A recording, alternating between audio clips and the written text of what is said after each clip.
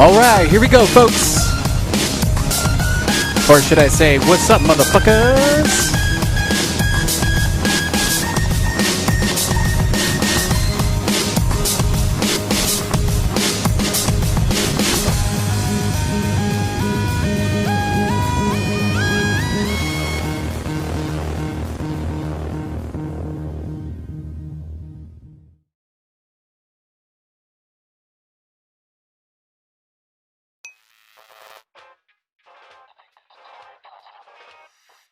Hey Jace, come here.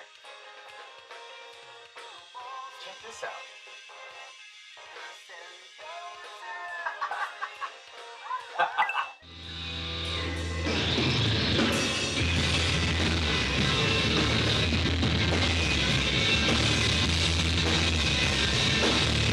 My name is JC, and I'm constantly occupying the right hemisphere of my head, rebelling against the left. And I keep myself busy with projects like bands, writing about video games, tinkering with software that allow the images in my head to come to life. Now, while music is and always will be my utmost passion, choosing to follow a career in music would render it useless as a creative outlet. I decided to go with game design, where music is artistic, video games are fun.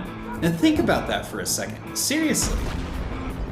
Now, in 5 years or less, I can see myself taking everything I've learned and experienced at Full Sail to help me push my company, Ask an Enemy Studios, into full gear. And I don't want to work for some big company, as it's almost identical to signing a deal with a major label in the music business. You lose all of your creative force. Now, I've followed the game industry quite a bit, and the old OneUp.com crew, consisting of Garnet Lee, Shane Bettenhausen, Sean Elliott, Jeff Green, the rest of those guys, they really know their games. They make the industry feel like it's a never-ending sea of creative prowess. And it's a little early to tell, but based on what I've experienced so far, the laundry list of classes that we have coming up, I'm extremely excited about, looking forward to like design tools and level design. Now, I'm familiar with game engines like Unreal and Unity, and Crytek also lets you get a taste of their Crytek engine when you purchase one of their games, but I've never really been able to complete a level, and that's what I'm hoping to accomplish with those two classes in particular. It's more of a goal to complete than it is just something to sit around and tinker with. Now, this city is an archaic ghost town. It's 10 years behind everything else. The air reeks of complacence, and my motivation comes from reflecting on the way life is here. 20 kids and living at home is not what I consider living life to its fullest. My biggest challenge, though, with online classes, and always has been, is time management. Living in El Paso, Texas, it's easy to fall into a routine that's comfortable. But I'll be damned if I do it another 5 years.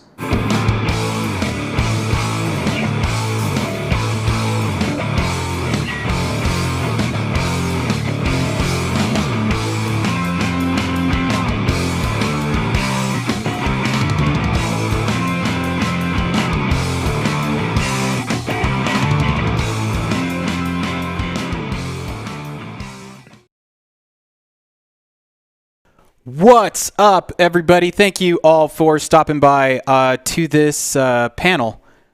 My name is JC Salinas. I am the creative director of Ask an Enemy Studios out of El Paso, Texas.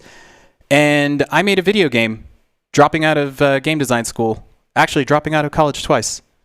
The only thing it took was fucking determination, perseverance, and sticking to it. Yeah, the tools are out there for you to use. The tools are available. They're free. They're even just to get started. YouTube is a super awesome source. So I wanted to start off a bit with that video. That video that you just saw was actually one of my assignments for one of my classes, which was a month class. So if you've not heard this story before, we'll get into this in a bit because I do have a kind of structured part to this panel here. I'm just doing a quick intro. The video you just saw was one of the classes I had to do. It was fun to do. It was kind of like I don't remember. It was DGL. I think it was digital something. Again, that goes to show like what impact it had, what difference it made. So I went to Full Sail University to learn game design. That was a complete waste of time. So rest in peace. Oh yeah. So I am going to be paying attention to the chat, and the reason for this is I want this to be an open discussion throughout the whole thing. I do have kind of like a question and answer section there towards the end. But you know, if you want to throw your questions in there and it's something I noticed that makes sense with what I'm going on, I'm going to definitely go ahead and go through it. Let me see. Currently, okay. Just want to make sure that it says that I'm playing Call of Duty, but I think I changed that, so don't worry about that much. Okay, so the video that you just saw there at the beginning was one of the classes I had to do for Full Sail University. So that's where I went for game design. Or I didn't go there, but that's where I attended in the sense of online classes. We'll get into that in a bit. But it was one of the classes that I had to do, and it goes to show you that it was a lot of fun to do. I got complimented on it, blah, blah, blah. But at the same time, what did that have to do with video games? What did that have to do with me making a video game? Nothing whatsoever. That didn't teach me how to use Unity. It didn't teach me how to meet people and talk to them and get out of comfort zones and stuff like that. So that's kind of primarily what this whole panel is about, is just to, it's not, and I'm going to say this from the outset, it is not in any way to get you guys to not go to school, to drop out of school. It's simply to let you know what I did and how I was able to still release a game even though I didn't have that degree or the formal training or whatever. It's simply the idea that you need to apply yourself to it and make sure that it's something you can do. Really quick, I'm just going to do this because I do not want people to show up thinking I am playing Call of Duty, so I can change that really quick. Thanks for pointing that out, folks. Give me a quick sec here. It might be one of those things where you just need to kind of refresh, but regardless, it's like it's primarily for the sake of not getting people to be confused. Okay, yeah, it still shows it here for some reason. Let's just do just chatting. Not just dance, buddy. There we go. There we go. All right, so I switched it from Call of Duty down to just chatting. Absolutely. Thanks everybody for stopping by. Like I said, it really means a lot, especially if any of you folks are from Kickstarter that I sent an email to. So again, a lot of people don't know a lot of these kinds of things. I did a Kickstarter for the game. I failed at Kickstarter, or failed, right? Again, we'll get into more of those details here later on. What I'm going to do here at the beginning is I'm basically, I've done these panels at PAX, PAX Online, or not PAX Online, PAX West, PAX East, PAX South, all that stuff. And I've done these panels called Make Games Not Excuses. And it's basically because throughout the years of me, and it is years, it's crazy, of me working on a dual hand disaster tracker, I ran into a lot of people. I learned from a lot of those people. And it's crazy because there were people who had skills that were obviously a million times light years ahead of mine.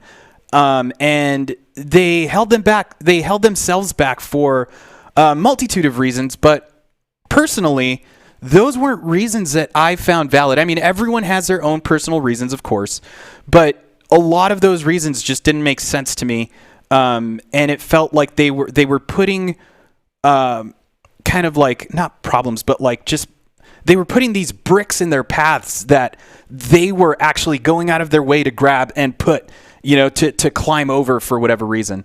And not in a good way, because honestly, that can be seen as a good way, right? You get bricks, you put them in front, you jump over them kind of thing, and there's like an effort there. But this was more like, fuck, I got to do this and put it there and just, yeah, I know I'm being super metaphorical about stuff, but that's how I talk. And honestly, that's one of those reasons why I have this like little structured part here, because I do tend to be, my friends know me, I tend to be pretty scatterbrained. So by all means, keep me in the chat. Keep me directed, focused. If you guys have questions, if anything sparks anything, I'll just go with it. So yeah, we'll go into that. We'll go into a little bit of my background just to kind of give you guys a little bit of context.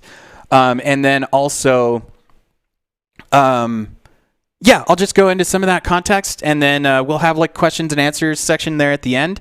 I can show you guys the game itself inside of Unity just to show you like how things are connected and how that type of code works. If that's something you guys want to see, I know a lot of people just kind of want to hear the story, ask some simple questions, whatever. It's all good. Whatever you guys want to do, I'm here for you.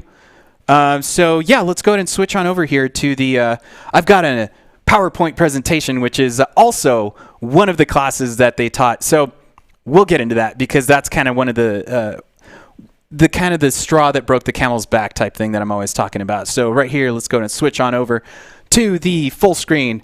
For those of you who are familiar with Dual Hand Disaster, you guys are familiar that when I show the game at events like PAX and stuff like that, I've always got my post-it notes up top, so I obviously customized a scene here with the post-it notes that I put up there.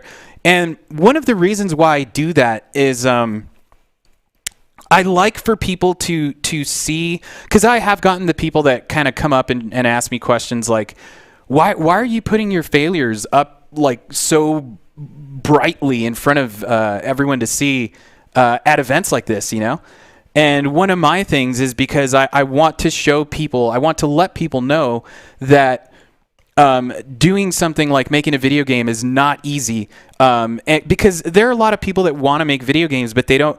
They know it's hard because it's obviously they're not too familiar with how to do it. But it's also the idea of you need to be realistic at a certain point and pragmatic, and let people know what the little things that you kind of don't notice, right? Oh yeah. Don't forget installing Word. Exactly. So Alan pointed out in the chat, don't forget about installing Word. So yeah, we'll get into that. That's one of those things I was talking about with design tools in school. And Post-it notes are the original trail. Yeah, and Jira, etc. Yeah, definitely, man. I'm a bear, etc. So yeah.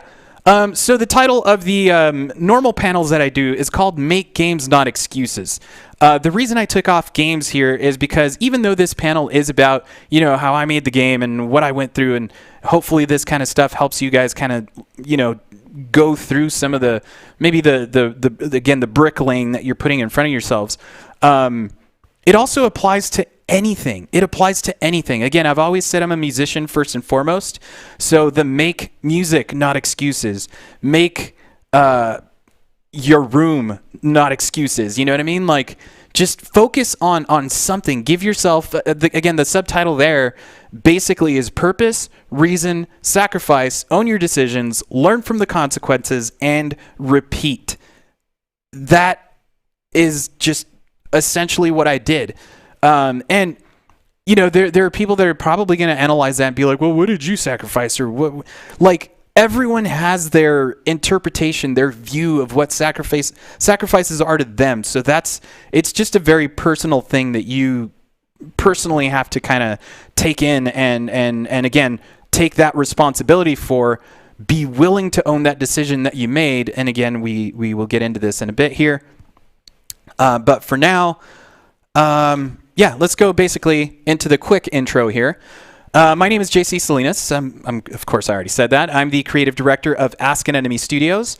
I am also a one-man band currently named Howard Rourke, and a one-man game dev studio here in El Paso. So I've gotten a couple of emails from people from here in town who've been wanting to, like they're students from out of like high school and stuff, and they're like, dude, I didn't know there was a game dev studio here in town. And so one of my purposes of starting up the studio was because there were no studios here in El Paso. So my thing is I kind of did want to, I mean, it's still a goal of mine is to try and get put El Paso on the map for the sense of like technology and getting out there and talking to people and letting them know that there could be something here, right? It's kind of like, I always draw parallels with the music industry, and it's like with like At the Drive-In, like kind of, I mean, like, what was the last music thing we got from El Paso? I think is like Bobby Fuller, I Fought the Law or something like that.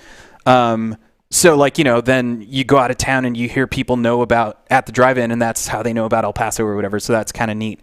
Really quick story about that. I was at Indiecade, I think it was like 2015 or something. And of all the people that I ran into, there was this random dude from Amsterdam. And, we were obviously networking, talking, and he just brought up the idea. He's like, oh, you're from El Paso? At the Drive-In, right? And I was like, holy shit. Like, there were people from the States, like, that hadn't brought that up. And this dude from fucking Amsterdam knew that dude, So that kind of stuff, like, that's intense. So, Jeb, what's up, my man? Fun memories? Absolutely. That's kind of the idea there is, it is the idea of like wanting to put El Paso on the map to let people know, there's something here. There's definitely something here. Granted, I've kind of come across people here and there who are doing game design and stuff. And Alan, who's in the chat right now, again, you guys also talk amongst yourselves. If you are looking for someone, Alan, I was actually going to mention this to you, man. There's a Discord that I will send you a link to of my buddy Hector G sent it to me. He's a musician here in town. There's a Discord for, I'm not 100% sure if it's only El Paso stuff, but it is just a lot of like creative people looking for people and looking for things. So again, Alan, I know you reached out to me about game design and, working on your own game. Woo! Got a follow there from my boy Nick. Thanks, man. So yeah, Alan, follow up with me in case I forget after the show, and I will be more than happy to get you in touch with that Discord. Feel free to just jump on in, and those people seem to be pretty cool. There's always something looking for work. So let me carry on here. Again, I am a 2-time college dropout. I dropped out of music school it was UTEP. It's honestly like right outside my apartment here. I dropped out of UTEP because I went to school straight out of high school, pretty much. Went to UTEP because I wanted to learn. I was already a musician from that point, right? Like a high school musician, like make some rock music, whatever.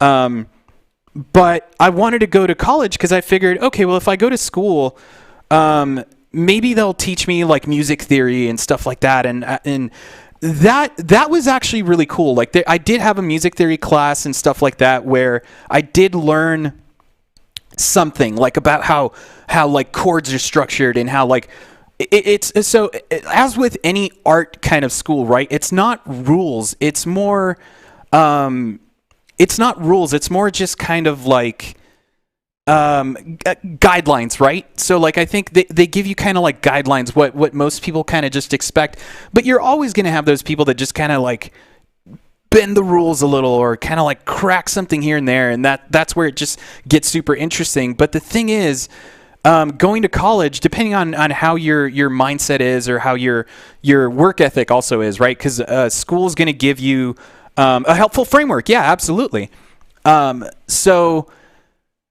Exactly. So school will give you a framework like a structure if that's something that you lack, and maybe you don't know you lack that until someone, because you'll have your friends who would tell you like, oh yeah, you're never going to finish that, or they'll fuck around with you or whatever. But school gives you those deadlines with consequences, because again, this goes back to the idea of how I was talking about with consequence and responsibility is, if you don't have that, there's no accountability, and that's what I think leaves people like without a focus. Because if you're trying to do something but there's no consequence to you either accomplishing it or not, then you're in limbo. You're not gonna you're not gonna do it, because any little bit. And don't get me wrong, like I'm speaking generally, but I feel like humans in general are not lazy, but they want to be in that comfort zone. So it's kind of the idea of like, once you're in that comfort zone, you kind of like weaken yourself, right? So like, in order to just like come out of that, you need to give yourself something that has a little risk. And I'm sure throughout this thing, maybe you guys will start to realize, those who have played the game, by the way, the game I've been working on, it's a risk 'em up for a reason. There's a reason I put risk in there, and the whole game revolves around risk, because that is the story of Ask an Enemy Studios, pretty much. So again, yeah, I know. Again, I go off on these tangents, guys, but let me know if I'm going too hardcore. Yeah, fucking note says deep, motherfucker. That's how you do it. Deep impact. So. So I dropped out of school again because I thought I wanted to learn. I thought they would teach me kind of like music stuff. So it always comes to this kind of like cliff. So in music school, I got to a point where my electronic music teacher, which is crazy that they even taught that at a El Paso university, my teacher like knew a lot about electronic music, because this was like. I'm totally dating myself here, but it's like 2000, maybe, yeah, 2000 exactly. And electronic music was obviously not very, well, I mean, it was prevalent because you had your like Crystal Methods and Mobies and all those type of people, right? But in the sense of like here in town, to kind of teach someone like how to make music with a computer, like not like fucking EDM kind of shit, but just like how to use a computer to record your music, to like document the work that you've been working on. To have someone here in school, or here in El Paso, teach a class like that was pretty mind-blowing. So I instantly was like, I'm signing up for this. And the funny part is, you get your college tuition, or not tuition people, but your college, advisors. Folks, if you have chat, again, leave it in the message, and I will read them. So just keep chatting it up. Do your thing. I will go back to those. I don't want to get too distracted. But yeah, so the thing about the electronic music thing is, the teacher knew what he was doing, but he didn't know how to teach it. Like he knew how to record. He knew what the tools, like the hardware tools, the actual audio cards and all that kind of stuff that you needed to record. He knew about MIDI. He knew about all that stuff. But I felt like the way he was teaching it, I wasn't learning it. Like, it was just his method of teaching it. I guess it could also be that it wasn't clicking with me. But I had a class member who was also the same way. Maybe we were both the same way. So again, it just depends on how you're learning, what your flow of how you like to learn. And one of my things is with music, for example. I wanted to learn how to record music because all I had was my 8-track, so it was like a little hardware type thing. But getting into like computer stuff was more fancy, because now you could use plugins. You can use all sorts of like cool microphones and shit, right? So the way I like to learn is put me in front of the tools, show me what they do, and then leave me the fuck alone. If I have a question about how do I render this, how do I do that, that's how I like to learn. And going into the game design part of the school dropout thing, that's exactly what happened there. Is it got to a point. So actually, in that class that I was talking about, where with the electronic music teacher, this same thing happened in game design school, where it got to the point of, okay, I'm not learning, and I'm going to start a new semester, a new year, and I'm going to have to pay so much more money in tuition. But none of the classes, I kind of went off on this, sorry, the counselor thing. So the thing was that the counselors were telling me to sign up for like English, math, and all the basics. And all they do is have to advise you, then it's approved. And you could go back in and change your classes. So I went back in and I took like an acting class because, again, I wanted to learn what I wanted to learn. Even though yeah, English, history, and all that, awesome. Like, I can learn that on my own, too.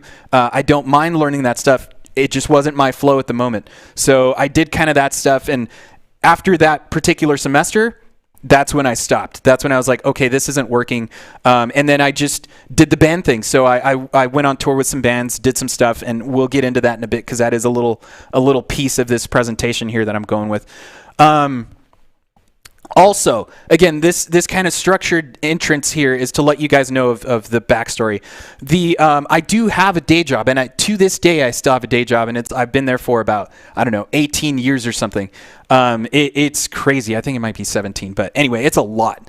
And it's the first full-time day job that I've actually kept. So, like, I've gone through so many jobs. I worked at Subway, Village Inn, Applebee's, some pizza place, like all sorts of places. I'm like, this is what I'm trying to let you guys know. I know you guys have also, and I know there's people out there who feel like in order to make a game, you need to go full time, because I thought that too. And it's true. It is like, if you want to do it faster, if you want to do it with more focus, with more fucking like balls, yeah, definitely going at it full time is the goal, right? That's what you want to do. But regardless, the point is that you want to like do something because you want to do it, right? Otherwise, it's kind of like your day job. The reason your day job really sucks is because you don't want to do it and it sucks. Where if it's something you really want to do, like something hard, like game design or fucking a doctor or whatever, right? Like, there's stuff about those jobs. There's stuff about fucking anything that sucks. But because you love doing it, you tolerate it. Like, no matter how much you love doing something, there's always something that is that's gonna suck about it. But because you love it, pushes you through even more. So yeah, I have a day job. It sucks super fucking balls, but I have to do it. It lets me, do the trips. It lets me pay for subscriptions to whatever it is I need to for software, things like that. So I know that some chats are coming in, so I'll follow up on that once I finish this, and we'll transition to the next part. So I do have two kind of highlights of my career. Career, I always put that in quotes. So with the music side, I was able to be in a band called Airplanes Are Better, and we toured with a band called Sparta. That's the better half of At the Drive-In. If you guys think it's the Mars Volta, then we've got Fighting Words, but that's for another podcast. But yeah, so that was the highlight of my music career there. I'll get into a little bit of that in the next section. And then the highlight of my video game career is that I was able to release a game on the Nintendo Switch. The fucking Nintendo Switch of all fucking platforms. So just a bit of backstory there is when I started working on this game in 2013, the game was supposed to be on the PlayStation Vita. This game was a small scope, and I'll have a trailer to show you guys that kind of stuff of what the game would have looked like on Vita, I guess, pretty much. And the game was supposed to be on Vita, PlayStation Vita. That's what it was designed for. It was a simple, also Vita Gang Rise Up. Nice. Yeah. So again, I'll get into that chat in a little bit here. So the game was supposed to be on PlayStation Vita. It was it's one of the things that I tell people when they're trying to make a video game is especially if you have a small team, even more so especially if you're a one-man team, because you want to keep your scope as small as possible, because you're always going to have people who are out there and wanting to make like the next Call of Duty or the next fucking World of Warcraft or fucking whatever the kids are playing these days, League of Legends, Minecraft. And sure, that's a lofty goal, but if you don't have the team to actually pull that off, fucking A, man, good luck. I'm not telling you not to. I'm just saying again, this goes back to the responsibility. Fucking own your decisions, because holy shit, that's going to be tough. And, you know, I don't envy that. But if that's your goal, if that's what you want to do, go for it. So it's all about just keeping a scope, something smaller, something, and again, this also kind of goes to your mindset. Like if you're able to carry that load, by all means, fucking do it. And we'll get into some of that later, because I do want to talk about the idea of, you know, if there's something you can't do. I'm doing this on my own for specific reasons, but if there's something you know you can't do, that you're bad at art, you're bad at music, you're bad at whatever, then again, be pragmatic. You are probably going to have to get someone to join the team to do that particular part of the game, say the art or the music, but be prepared to pay people, because people need to be paid for their work. You know, this idea of, again, everyone's different, but the idea of, hey, let me get you in here and just give you some free promo with my game or whatever, right? Like, some people might be down with that. You know, I'm not telling you that's a bad thing. I'm just saying, be prepared to pay people, because those people are in your situation also. They're the ones trying to find work, all that kind of stuff. So, yeah, again, I kind of went off there, but so the highlight of my video game career was I finally released the game after 6 fucking years. Finally released on Nintendo Switch on June 10th of 2019. So that was about a year ago. And then this past month, August, I think that was 7 years since I released the early access version.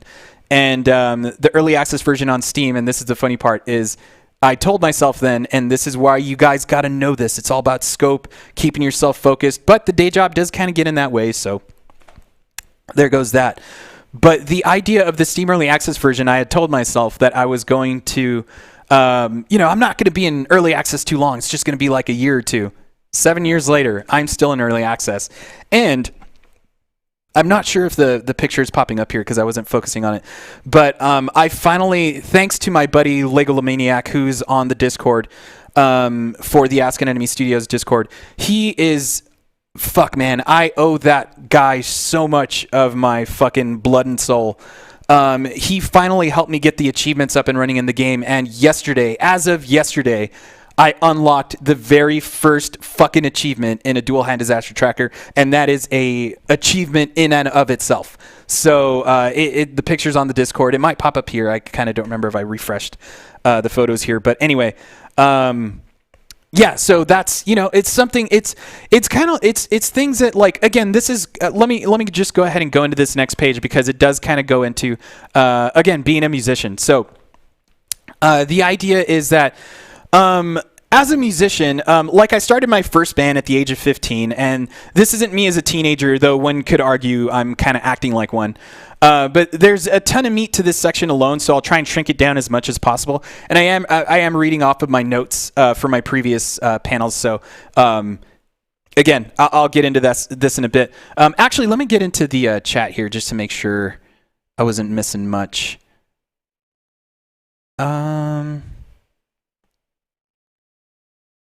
Okay. Yeah, then what I'll do is I'll just come back and read some of those, because then I'll totally go off on a tangent. Let me just finish up this presentation part. So, yeah, again, of all of the bands that I've been in up until this point, like, I had kind of decided to do a one-man band a long time ago, because it was just like, up until this point, there were a bunch of bands I was in like high school, and I love those dudes to death. We worked on a lot of music together, but there was always something, like, just something felt off, like someone wasn't carrying enough of their weight. So it just always felt like, and it could have just been my point of view, but I always felt like I was the driving force. Like, I wanted to do something more, for lack of a better description, serious than most of those other people were kind of taking it. And I don't mean serious, like, most people who know me know I don't take myself too seriously. So I do fuck around a lot, but it is the idea of, it's just when it comes down to, like, giving a fuck about something, like doing something, like, I fucking want to go. Like, I go. And so, yeah, the thing is, this was a band I was in called Devices and Shift. This was basically one of the most... this clip is going to give me anxiety. So this is one of the bands I was in called Devices and Shift. It's one of the most productive bands that I was ever in. so like up until this point, I was a member of like 8 bands, and like with this band, it was like one of the only bands I actually recorded an album with that we went in tour support of. Airplanes Are Better already had a record, but that was kind of after this though. And they had already recorded it. I had just joined the band, so I wasn't like an original member of that band.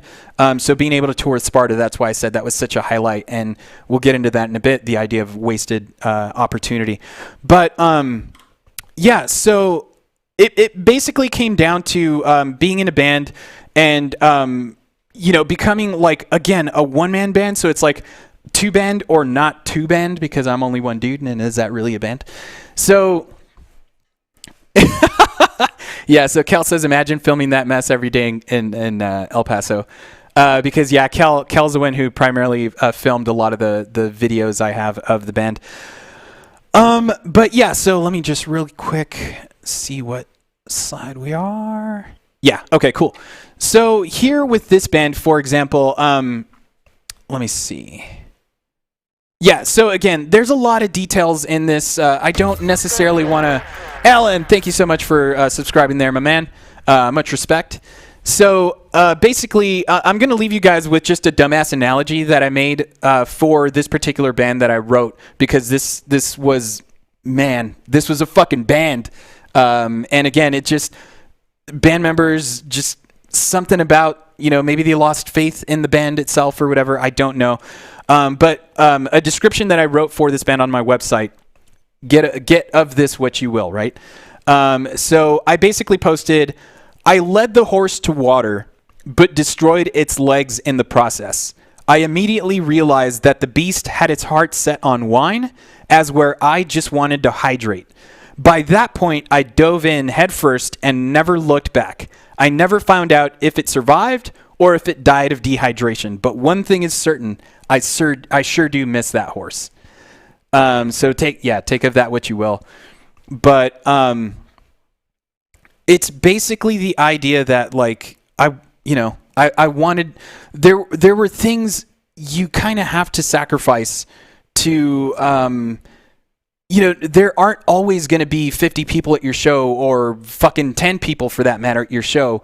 What you have to do is show that you care about what you do, so that the people that are there feel that. And then hopefully, and you can't guarantee this, it's like I always say, you can't guarantee an outcome, but you can try your fucking hardest to make sure that you try and get the best outcome. And what you do is you fucking play your heart out on stage, and hopefully that leads to word of mouth that just comes across and leads to something else, right? So basically, after this band broke up, I decided, I was going to do the one-man band, and this is my current one-man band, which is Howard Rourke, which I took this from my buddy Barry, who once called Lipstick the one-man solo army. I think it was the EP solo army, but for El Paso, but kind of modified it there. That's pretty cool. So you would think that I'd learned my lesson, but I did not. So after that, I just basically started Howard Rourke, and this is where I'm saying you think I'd learned my lesson, because, okay, I'm doing the one-man band thing again, but no, like essentially what happened was I got to a point where I miss performing with people on stage, right? So, and this will be pointed out in this next slide here. But essentially what happened was I got some of those old band members from Devices and Shift who were still wanting to perform and play. And my buddy Manny Maldonado, who played guitar in this album, it was great to have him on board, because me and him just kind of, I don't know, musically we always meshed really well. I think we wrote music really well together. But it came down to a point where I had them perform with me live, but I had always told them from the beginning, this is my band, this is my one-man band. I'm not letting this fucking fracture off like every other band I've had. I'm going to have band members on with me, but you guys aren't going to hold me back from doing what I need to do. And so this kind of leads into this next part, where it came to a point where I had to tell one of the band members that a terrorist had more passion than them. And when you say something like that to someone, you get to this point where it's a very vindictive thing to say. And it's not it's not fair for me to require or even expect or less so demand that anyone drop anything that they're doing to do what I want to do. That first and foremost wasn't the goal. But it was kind of like all of the years of failure to that point, right, led to the focus of, well, I'm not fucking letting anything get me down anymore, to the point where I started to realize that I was, and I don't know, this isn't necessarily for me to say, but I'll say it, and by all means, if anyone's out there, these band members who want to argue with it, it's kind of like it led to that. It did lead to some of that control, because I was saying like, all right, I want you guys in here, but I'm not going to let you fuck with anything. And because, again, to that point, I was getting to that point of almost vindictive, like vitriolic hatred of like, what do you have to say about this project that I'm fucking carrying all the weight for? You know what I mean? And I hate that. I hated that part of me. I did not want to turn into that, because it just turns into this like resentment. You're going to start to hate people, and you start to have this really fucking like negative outlook on life. And that's not a good place to be. And it's a very, very easy to go down that road. So it's one of those things where I was like, nah, man, nah. I basically, essentially what I did was like, I took all the blame myself, and I'm like, you know what, you guys are out. And we had already scheduled like a CD release for the CD and everything. And most people probably would have just given up and like canceled the CD release, and like you'd have all these CDs just kind of waiting there, and like you wouldn't be able to sell them. But not me. Like, again, this was my baby from the beginning. This was the project I was gonna fucking take to the grave. And so I did. I essentially basically. And I had done this before, so it's not like I was not performing on my own before. So it felt good to me. It felt right, because this is what I wanted to do all along. But I can see, because I've had conversations with friends who kind of see that thing of like not performing on your own, right? Because it just, maybe people get the wrong idea. They're like, oh, this guy's egotistical or whatever. I'm willing to take all that on myself, because I know I feel comfortable doing what I'm doing. So it's one of those things that I'm trying to let you guys know, like, it's not, you have to be willing to take that responsibility, that ownership of that decision. And if you cannot do that, then that's when you know, okay, I should stop. So what I'm going to do here is I am going to play a video for you guys real quick. Not the whole thing, just a little bit of it, to kind of give you guys an idea of how that CD release party went.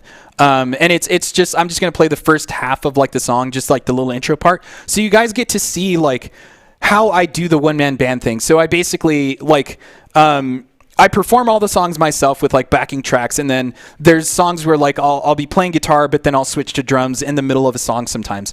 And so yeah, I'm gonna play that for you guys real quick, just to give you guys an idea of how that works. And here we go.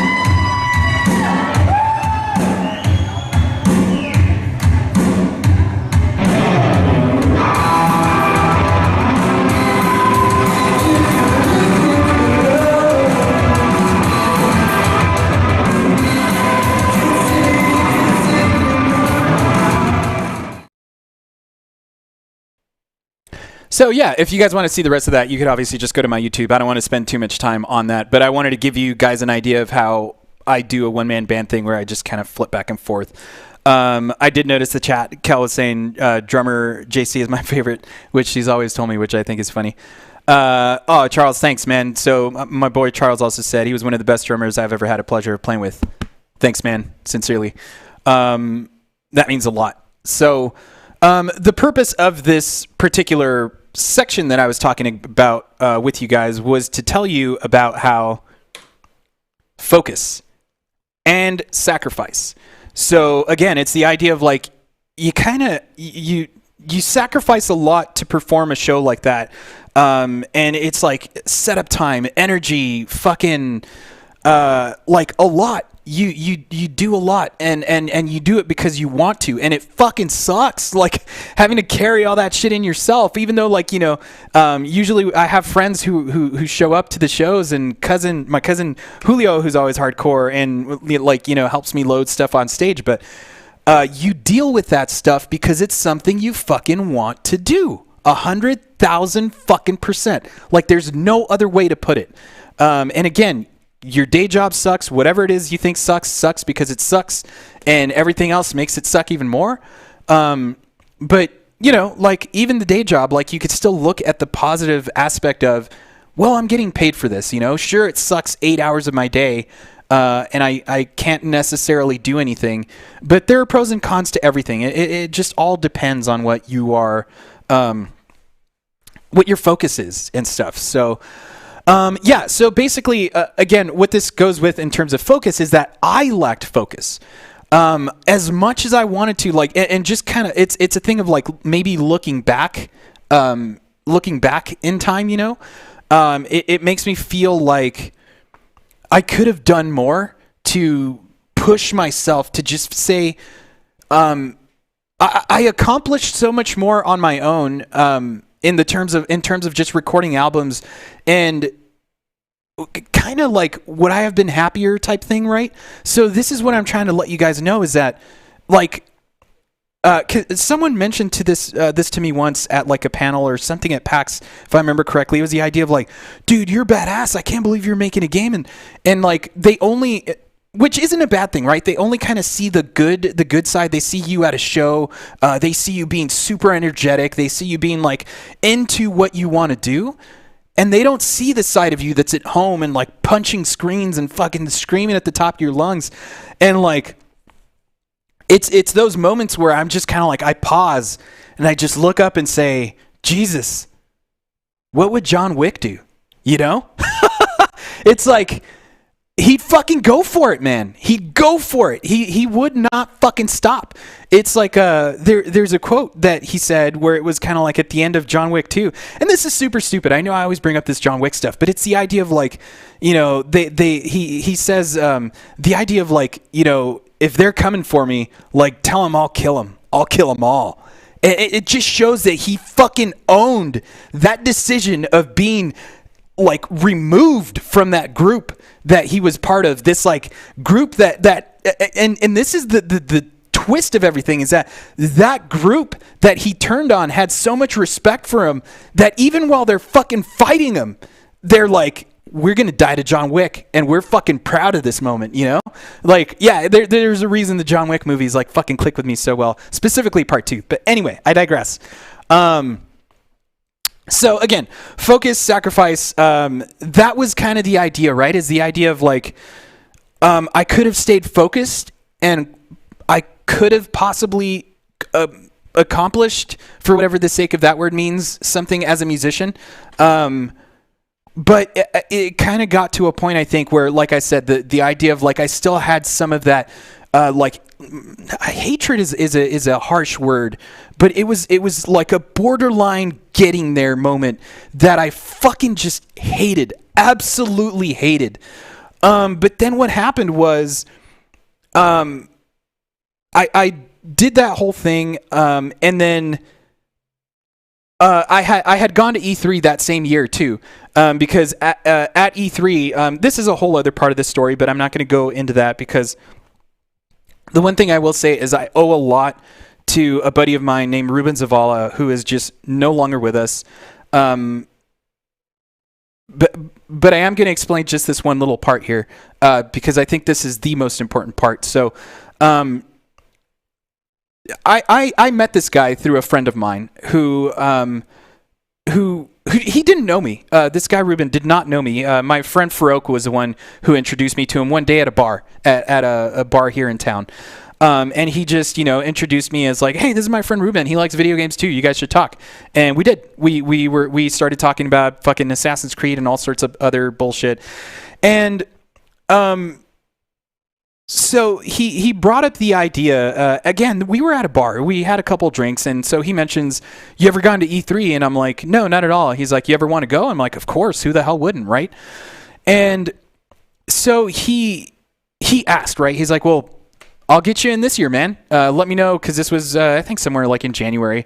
And, I let it go, because I was like, you meet people at bars, and they'll say a bunch of stupid shit. And again, I didn't know the guy, so I had no way to actually be like, okay, yeah, this is serious or whatever. So basically, a couple of months go by, and I continue talking to him. I have him on the podcast, and we start talking. Oh, good, yeah. So Charles knows exactly who I'm talking about. Yeah, man, sucks. So anyway, yeah, just so. This is where I'm talking about the whole point of how we get to E3. We did a couple podcasts together. He was fucking serious. I got to know him. He's a fucking super warm, super fucking cool dude.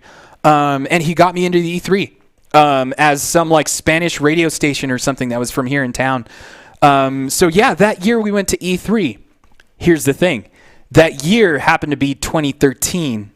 That's when Sony was releasing the PlayStation 4 and Microsoft was releasing the Xbox One. Why is that important? Because they were focusing on indie games. There was this huge indie initiative with PlayStation at the time. And so they were looking for small games. They were looking for, games that were just made by smaller teams. And it was, obviously, now it's blown up into something super awesome. There's a lot of indie devs that are making some really cool fucking games. Now there's more competition because now it's basically a lot of like the bigger studios have kind of lost some of their more, I wouldn't say more talented, but just they're really good, like just they're folks, they're people who know what they're fucking doing, started smaller studios, and now those smaller studios are considered indie devs and they're fucking ripping it up. You have someone like Infinity Ward who broke off and did Respawn, and now they're fucking, I wouldn't consider them necessarily indie, but they left from a bigger studio and they formed fucking Respawn, and now they made Titanfall, and now they're making Star Wars games and shit, so never hold yourself off from doing something, but this is kind of where this comes into play.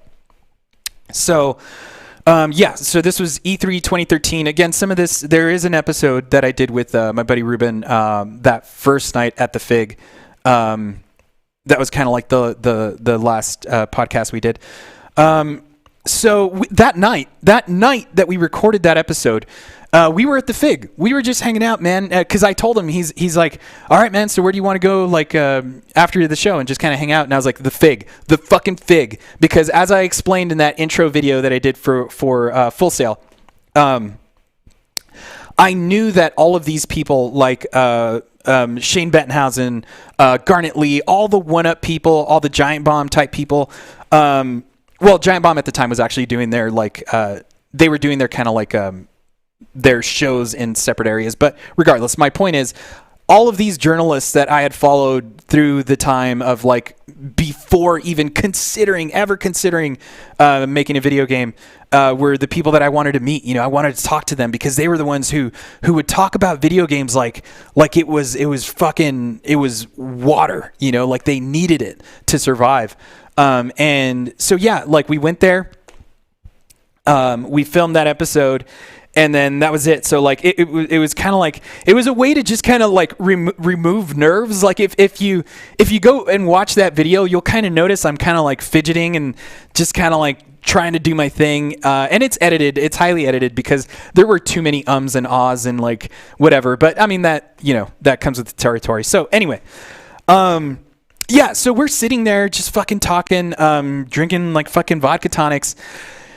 And I finally like start to see those people come in because it's the pool area at the Figueroa. And, I see Garnet Lee come in and I'm like, oh shit. And I'm telling Ruben, dude, that's Garnet. And then I start talking to him about what he's doing or whatever. And then fucking Adam Sessler walks in and like he knew who Adam Sessler was also. So we just kind of, started talking. And then I knew this because of, following the whole thing of people who leave EGM and go to work at studios and stuff. Nick Sutner walked into the pool area. And so Nick Sutner at that time was actually in charge of like the indie initiative with Sony. So I just I freaked out. I was like, dude, that's the dude I'd love to talk to, man. I just he talked about At the Drive-In once on a podcast on fucking One Up Years, and I just freaked out. And Ruben and at this time again, I've told this to people before that how people think I'm like super outgoing, and yeah, maybe I am now. I'm a lot more just open and willing to talk to people because that's just how I am now, I guess. But back then I was especially with people like that, I was just more closed off because I'm like, oh, what do these people think of me? And I'm probably just going to go up and I'm bothering them. I'm sure a lot of you people out there do also, right? When you see anyone, I still do that.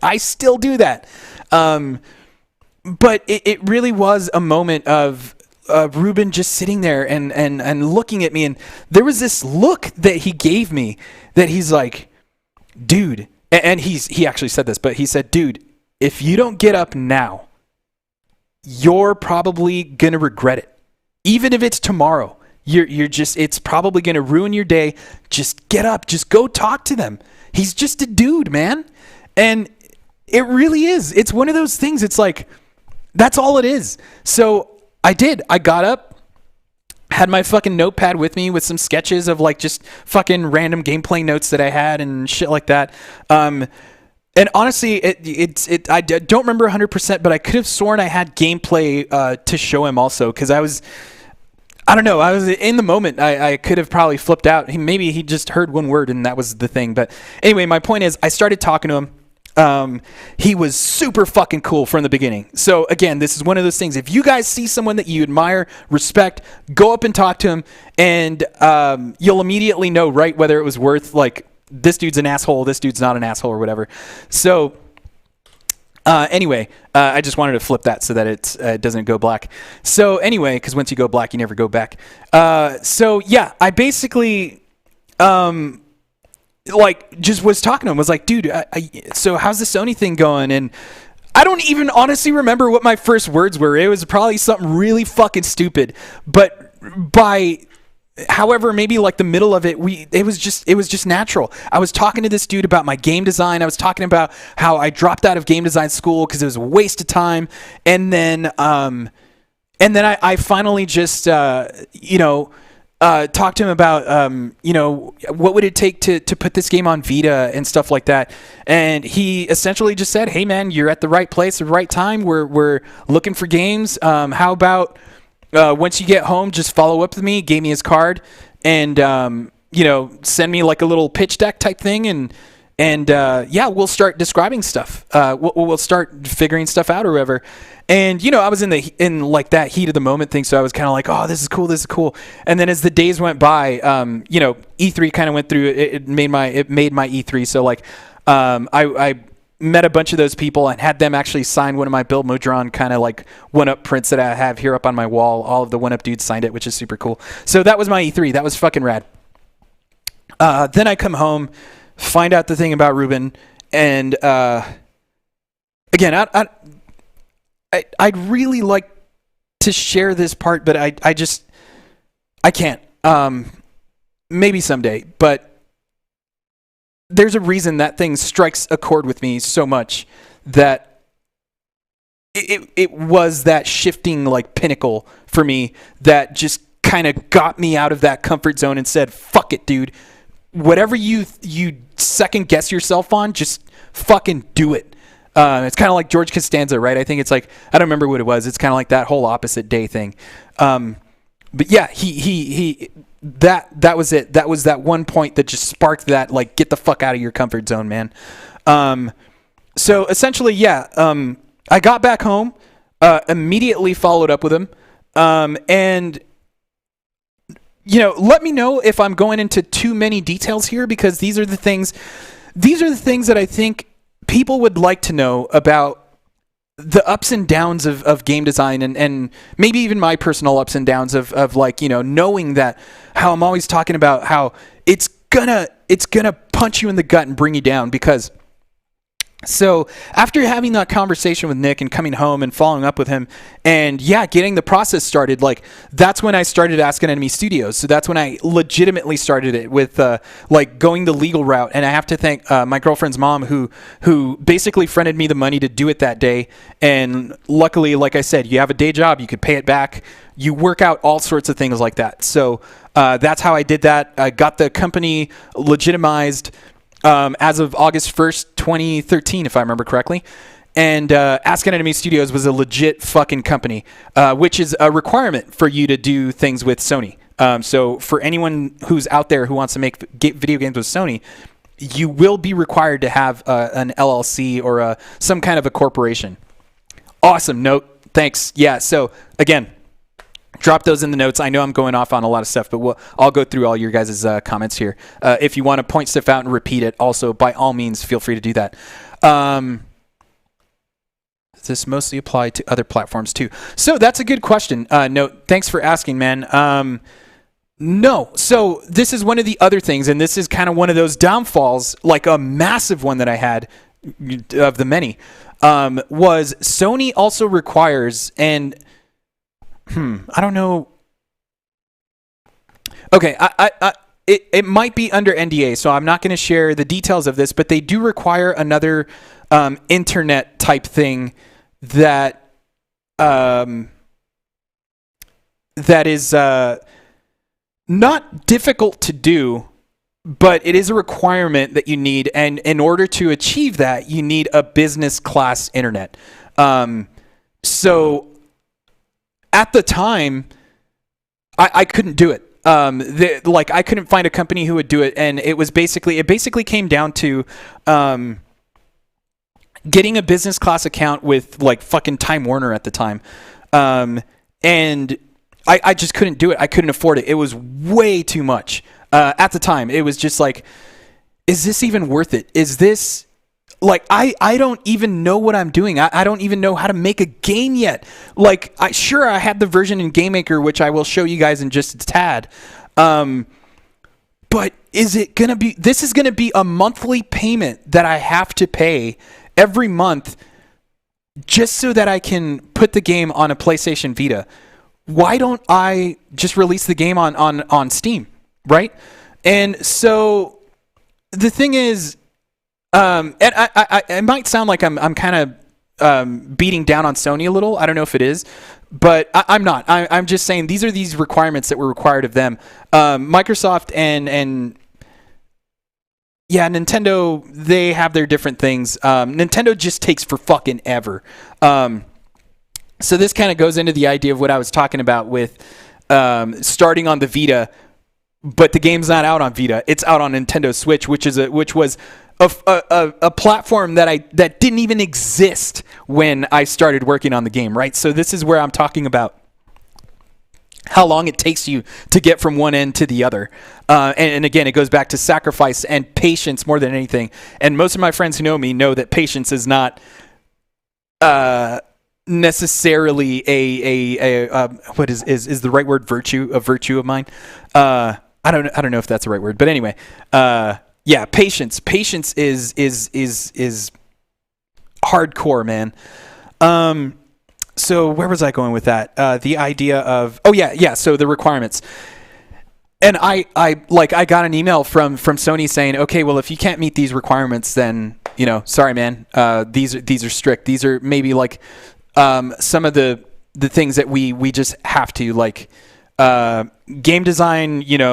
It could be as awesome as it is, but we just cannot break these guidelines or whatever. So that was it, man. Like, I mean, Kel could tell you guys, I was pissed at myself for thinking I could even fucking do this. And that's just the fucking beginning, man. But that was a big one. That was my first really big hurdle. And so what did I do? I fucking did it. I bit the bullet. I was like, all right, I just won't buy this or won't do this or whatever. And there's other things that kind of happened behind the scene that just worked out at the moment for that also. And it was almost like maybe a month later that I was able to do it and just fucking did it. So, one brick over, right? Done. So now came the part. Here was the other thing. I started the game in GameMaker. Sony didn't support GameMaker at the time, so I had to move over to either Unity, Unreal, or not GameMaker, Fire Engine, which is their own proprietary engine. So one of the reasons, what made me choose one over the other, Unreal at the time still wasn't that indie friendly. It wasn't until maybe like a couple months, maybe a year after that, where they started to do the thing of like, oh, indie developers don't need to pay for the engine until so much money or something, right? So also the main thing that made me actually just go with Unity was that it was a lot more community friendly. So there were always it was more open to a lot of people, so a lot more people were able to like ask questions and find answers to those questions. So it's a lot easier to just Google something and find an answer, like say, how do I make this motherfucker roll into a barrel, and then all of a sudden you're like, oh, some other guy on the forums was actually asking about that motherfucker too. So it's like you just go, you just start looking for stuff. And so the other thing was, again, it just worked out where Unity was offering indie developers like kind of like free licenses, which kind of to this day I don't think is a thing anymore. Like you can download Unity. The tools are there for you to make video games. All you need is the dedication and the time to put one together. So yeah, that's how I chose Unity. And then essentially, luckily, I wasn't too far into the game on GameMaker, so it's not like I put a shit ton of time and then now I just kind of have to translate that over into Unity. I basically just had the meat and bones, or the bones of the game, really, right? And I guess this might be a good time to kind of go into that here, because let's see. What slide am I on here? Okay, yeah, right on. So yeah, this was kind of the thing of like, well, how the fuck do you make a video game, right? So awesome, yeah. Alan says I love Unity. So yes, definitely, sir. Unity is just it's there. Like Unity itself has really good tutorials on their website. You could go to youtube.com, find a bunch of tutorials if you can keep them structured. So like, I actually spoke with Alan about this. I just met him last week, as a matter of fact. He sent me an email about studios, and we just got to chatting. So I brought up the idea of like buying classes, right? So like there are websites like Stacked Social, I think it is .com, Udemy.com. My particular one at that time that I used, I don't know if it's still a thing, was 3dbuzz.com. And that's where I actually bought a class of how to use Unity at the time. And the way they taught it was really cool, because they did teach you scripting and connecting things together. And again, it was the idea of what Full Sail never taught me. I wanted to learn the tools. I was like, just put me in front of Unity, tell me what these buttons do, and let me do my thing. Like I'll come up with the idea for the game, like that's my thing. And that's how I like to learn. So that's kind of how I went there. But so that was kind of my idea, was the idea that I thought school was the way to do it, and so I was dead wrong. Basically, that wasn't the way to do it. It was basically teach myself, because so I will preface this, or I'll give you a caveat, because I have met people over the days, over the years actually, of going to show the game at like GDC, specifically GDC, but like PAX, all these different places. I met developers who actually went to Full Sail directly. I wasn't about to move to Florida, so I did their online classes, and their online classes, I don't know if they currently still are, but they're structured for game design anyway, because they didn't have like game programming, which I thought would be more of a science, something you can actually teach. So I did game design because it was the closest thing I could get. So yeah, basically it was like a monthly setup of classes, and every month was set up like and I think I spoke with Alan about this, and probably a bunch of you who are in the chat about this, was the idea that their game design tools class was Word, PowerPoint, and Excel. And so the funny part is I have made some friends over the years, like actual programmer friends, who say Excel is actually a good programming thing to use. But my thing was like, well, you can't make anything blow up in Excel, you know? Like, so fuck Excel, man, whatever. That's some fucking wrecking shit with math type stuff. So, yeah, like that, whatever. But, yeah, ADHD PowerPoint edition. Yeah, totally, man. So, yeah, so those were the like, that was the class, like I said, that broke the camel's back there, you know? It was like, I was like, what am I doing? I'm not. One thing I did learn was flowcharts, which are very beneficial because it does, game design is a lot of like, if this does this, then go this, and then it helps you keep a flow of how things go. As a matter of fact, one of the things I designed in the game, the insurance policy, for those of you out there who are still trying to figure it out, the collusion narrative, sorry. In order to get the collusion narrative, you earn the insurance policy. And so I used a flowchart because it's complicated and it's a fucking mess. So, yeah, basically, yeah, it was a lot of like doing that kind of stuff. So I just had to teach myself. Again, I know I went off on a bit of a tangent there, but that was the idea. Is there's a lot of online resources that you can take, and again, if anyone has questions about stuff like that, by all means, throw it in the chat. We'll get to the chat in a bit here because I know I've been going on for quite a while. And my slides are almost done here, so this is where we get into the game that I've been working on. I don't necessarily want to spend too much time on this because the people, probably most of the people who are here are already familiar with the game I've been working on, which is a game called a Dual Hand Disaster Tracker. It is a split screen, actually, it is the only split screen, single player, twin stick risk 'em up in which your score is meaningless unless you exist. And believe it or not, it took me a couple years to nail down that fucking pitch. And even then I still get criticized for it, so whatever. This is another one of those things where I tell you guys, it's like, you know, are you gonna own your decisions on what you name the game or what, you know? It really does come down to a lot of that. So anyway, in a dual hand disaster tracker, you're basically controlling two ships. There's a blue on the left, a red on the right, and on the left hand side, imagine playing Galaga and Pac-Man at the same time. So on the left-hand side, you don't take damage.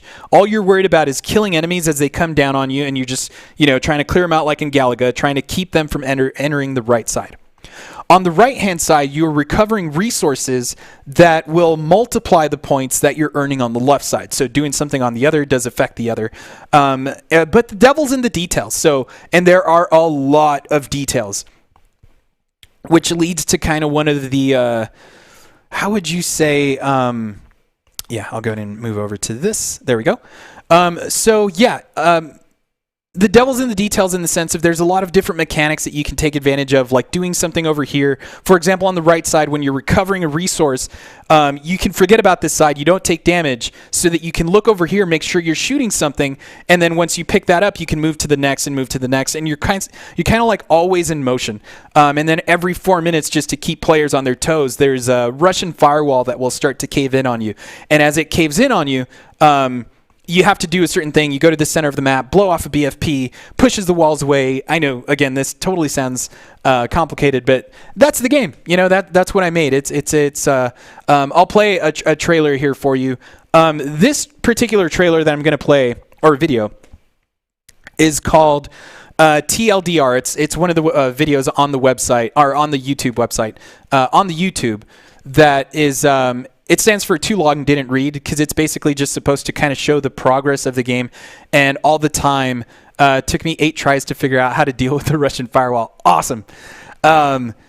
So yeah, again, it's a very thin line, right, of like making a game that's challenging, fun, but not gonna make people put their controller down, right?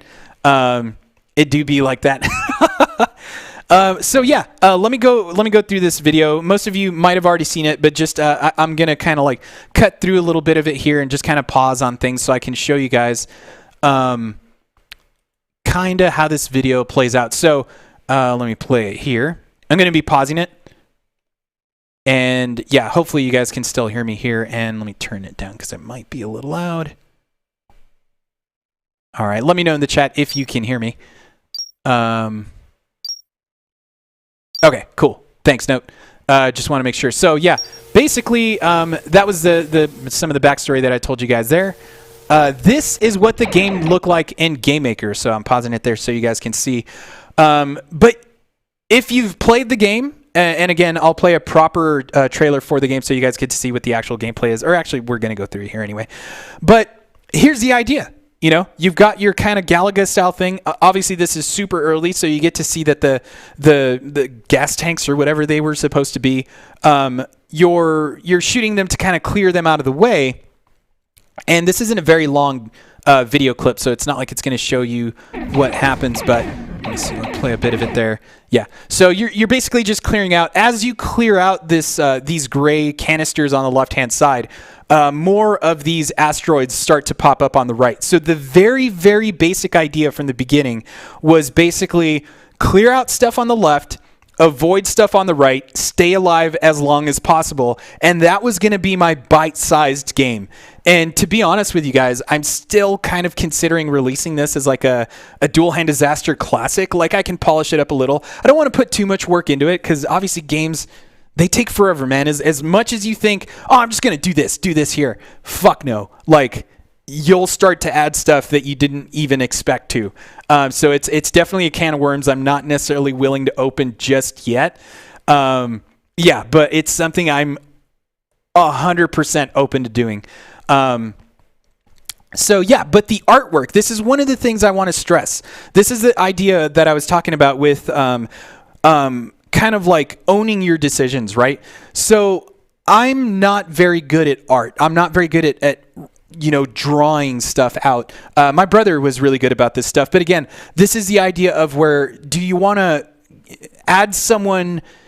So really quick, the reason I'm doing this on my own is because if I fail, I bring the ship down by myself. Right, so I kind of don't know what I'm doing. I'm kind of treading new water here, so I don't want to basically bring people up on the boat and be like, "Where are we going?"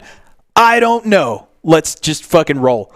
Where some people would be willing to do that, to join the team and do that, but again, being in El Paso is hard to meet people like that. So I just took all this on my own. The reason I bring this up is because of the art. So the thing with the art is it's basic. Like, I wanted to go for that kind of like capybara, like very pixel art aesthetic, but that pixel art is a lot harder to pull off than most people know. It's really, really hard. There's a reason people are fucking good at that stuff. And so what happens is if you aren't good at doing it, then there are two options. You can either own the terrible fucking art that you have, figure out how to make it more interesting, or you could hire someone to do it. Or again, maybe just, trick someone to join your team. Whatever your route is, that's for you to figure out, right? So anyway, again, this video here is like a backstory-ish type video. So what we'll do here is actually really quick, if you guys don't mind, I'm going to toss the chat into this so that you guys can see the chat still going on. Give me a quick sec. That way, if you guys have any questions, there we go. All right, just want to keep the chat going so that you guys can see what I'm doing, even though we're in this screen here. All right, folks, so let me go see what Alan said. I know what you mean, but keep going, fall forward fast. Yeah, fail forward fast, exactly. So, unless you fail, you don't know what you're doing wrong, right? And if you don't know you're doing something wrong, then you're probably doing something wrong consistently. Yeah, I don't know if that made sense, but it did to me. So let's go ahead and play this here. Drink a little water while this happens.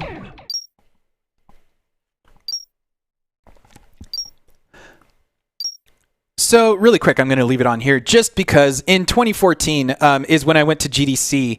And when I went to GDC, as a matter of fact,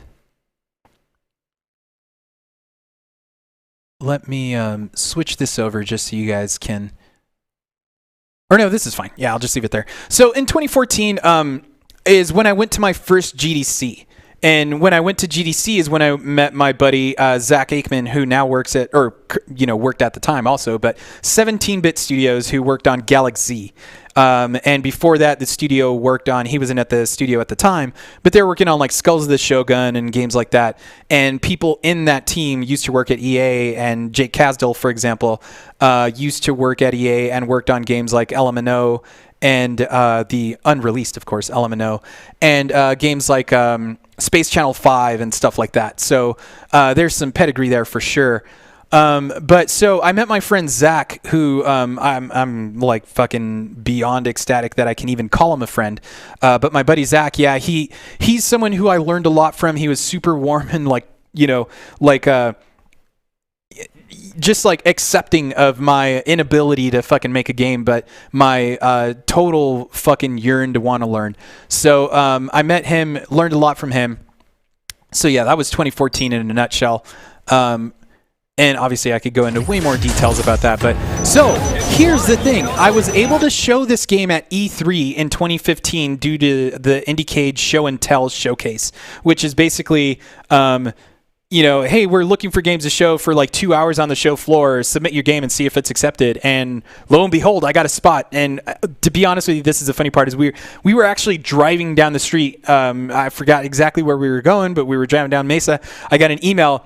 And I looked at my phone. I was like, "Holy shit!" And I handed it to Cal. I was like, "Fill this out. Reply to it because I need to fill this out and get a spot." And we pulled over on the side of the road when she got to a point where she had a question about something. So I was like, "All right, I'm out." We pulled off to the side of the road, filled it out, and like immediately got a response that I got to show the game. So this was at E3. Like, to be able to show your game at E3 is insane. So yeah, I showed, you could tell here, this is kind of neat because I get to show like early versions of the game and how like the UI has changed. So for you guys that are familiar with the current version of the game and who have been playing it forever can kind of see like how big the score is and all the different artwork. This is still when the right side was a very flat. Both sides were still very top down, so I wasn't messing around with any camera angles or anything yet. But you get to see here where I used to have an upgrade system. For those of you that think the game's complicated now, just like back in the day, it was even more so. Where to me, like there was so many little cool things where you would get your upgrades. I know you guys can't see the mouse where I'm aiming at, but over to the far left bottom side, there's a little 3 with the little power cell on the D-pad. So that your D-pad would be used to push the upgrade, the cells basically into your weapon system. So whatever weapon you wanted to power up, you could power up in whatever order you wanted to power up. And then the little red guy in the bottom right and the bottom left side, also right by the 0, is I called it a bro, which was a big red object. It was honestly just a stupid reference pun to the red barrels that you see in video games, right? Where it's like, shoot a red barrel and it'll explode. And that was kind of the thing. It's like you would hit left you would hit the left bumper and it would shoot out a barrel, and you would have to craft it, of course. So you would craft it and then you would shoot it, and it would clear out the area. So that was kind of neat. And it was a really cool crafting system, but I feel like it actually was too much for this style of game. Same thing on the right side. You would get your power-ups, and then you would kind of feed into your actually your power-ups on the right side, your defenses actually were sure, what's a big red object? Sure, that's what a big red object is, exactly. So yeah, on the right side, you have your defenses also. It's a similar thing. But yeah, this is kind of like the UI at that time. And let me play a little more of this. This was taken from a stream that I was doing off the show floor, so this guy was playing it. Yeah, just a very basic idea there. Let's see what comes up here. Oh, okay, so 2016 was the year I ended up taking it out on the road. And again, this is my boy Garnet Lee. Let me bring that down a little. I'll keep this playing in the background while I talk. So yeah, Garnet Lee was from the OneUp.com crew. They were there. He was working at Amazon at this time. And I had met him the year before at this exact PAX South and showed him an early version of the game, which is what he's saying right here. And yeah, like to have him say that he was impressed, because the thing was when I met him that year at 2015, I showed him the game. He had basically told me, he's like, all right, man, well, if you're doing this on your own, good luck. You know, we'll see what comes of it. And it was kind of dismissive, but coming from him, I just took it as like, fuck, man, like I'm gonna show him I can do this, you know. And lo and behold, fucking PAX South, there I am showing the game to him on the show floor on his Twitch channel. Again, it's one of those things, guys. Just if you're working on something and you want to do it, you have to get out of your comfort zone. You have to go out, show the game to people. Expect the criticism. There's always going to be people who are going to fucking troll you, who are going to say this game sucks. As a matter of fact, at PAX South, someone came up to the booth, played the game, and immediately put the controller down and was like, well, actually, he got the controller, was like, what's this? And I was like, it's a game where you control 2 ships at the same time. Put the controller down, said, fuck this, and just walked away. And I was like, cool, I'm down with that. I'm super down with that, because at least he knew right away, right? So, yeah, exactly. And this was at PAX East, so this is all in 2016. It was the year where I started taking it on tour, as I would say. But you could see, even through those, I'm going to rewind here just so you get to see a little bit of how the UI has changed. Even from, okay, so we've got, this was PAX South. Okay, I don't show any gameplay there, but it's very similar to this gameplay here. This was at GDC, so this was... Garnet was like, you need a 3-person team at least. Yes, exactly. So Kel was there with me at the bar when we met, and yeah, she remembers that, because fuck, man, it was awesome. So a lot of people don't know this, because this is a very simple, like super. You guys want a deep cut? This is a deep cut. Those 2 hands that are basically shaking hands there. I took that from Metal Gear. So in Metal Gear Phantom Pain, there's an icon in the game where it's 2 hands that are holding each other and they look like a heart. And so I kind of use that as the original idea of, okay, these 2 people are linking up together, and that's kind of the whole purpose of the game. If you guys want, I mean, I can get into kind of like that philosophical thing of why, 2 ships, why there's 1 person controlling 2 ships. But anyway, so yeah, you could see the UI here. I started experimenting with the camera angles on the right side, and a lot more of like kind of like the 3D thing, because I thought, okay, I'm in Unity, and this is where I was talking about the feature creep. That's what it's called when you're making a game and you just kind of keep adding stuff to the game. It's called feature creep.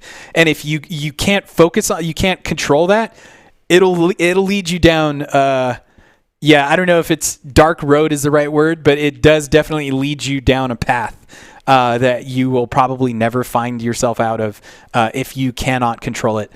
But yeah, so this was at GDC. And again, this was another thing where they were looking for games. Garnet Lee actually was asking for games to show at this stream. Lo and behold, I reached out to him. I was like, dude, I got the game, whatever. I had to get the game running on Amazon Fire TV, which I did not get to do. Again, another one of those downfalls. That, again, super, super peaks and valleys, right? Because, again, I didn't go into this whole part of how I failed at that. But for whatever reason, I got way back out of it, and I was able to show the game here at fucking GDC with Garnet, again, after a massive fail. And then still a super high from PAX South. So... yeah, that's GDC for you. Let's see. And this was 2 years after I had been to my first GDC and didn't know anything.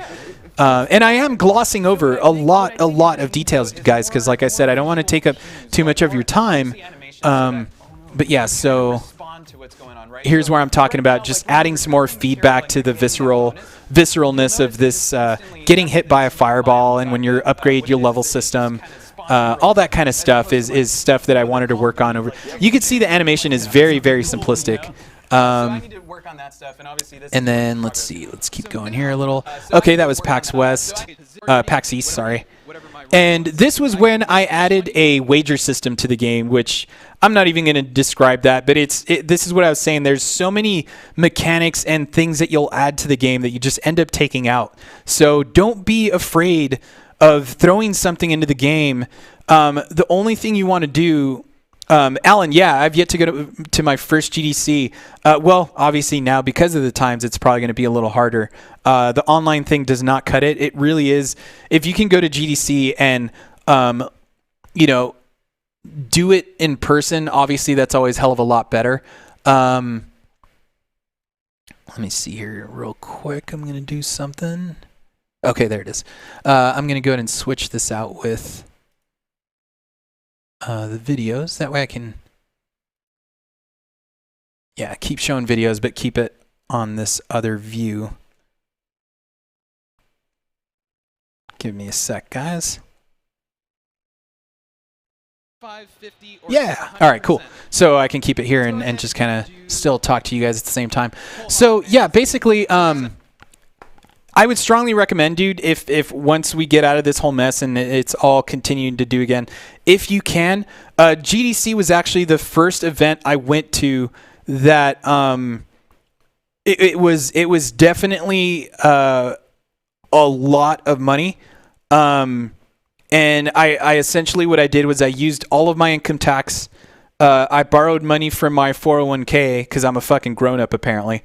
And yeah, paid for my flight, my hotel, and my ticket. So all of those things are really, really expensive. But again, you don't need to go to GDC to make a video game. You do not need to go to GDC to make a video game. Let me make that very, very clear. But what you can get from GDC is just networking.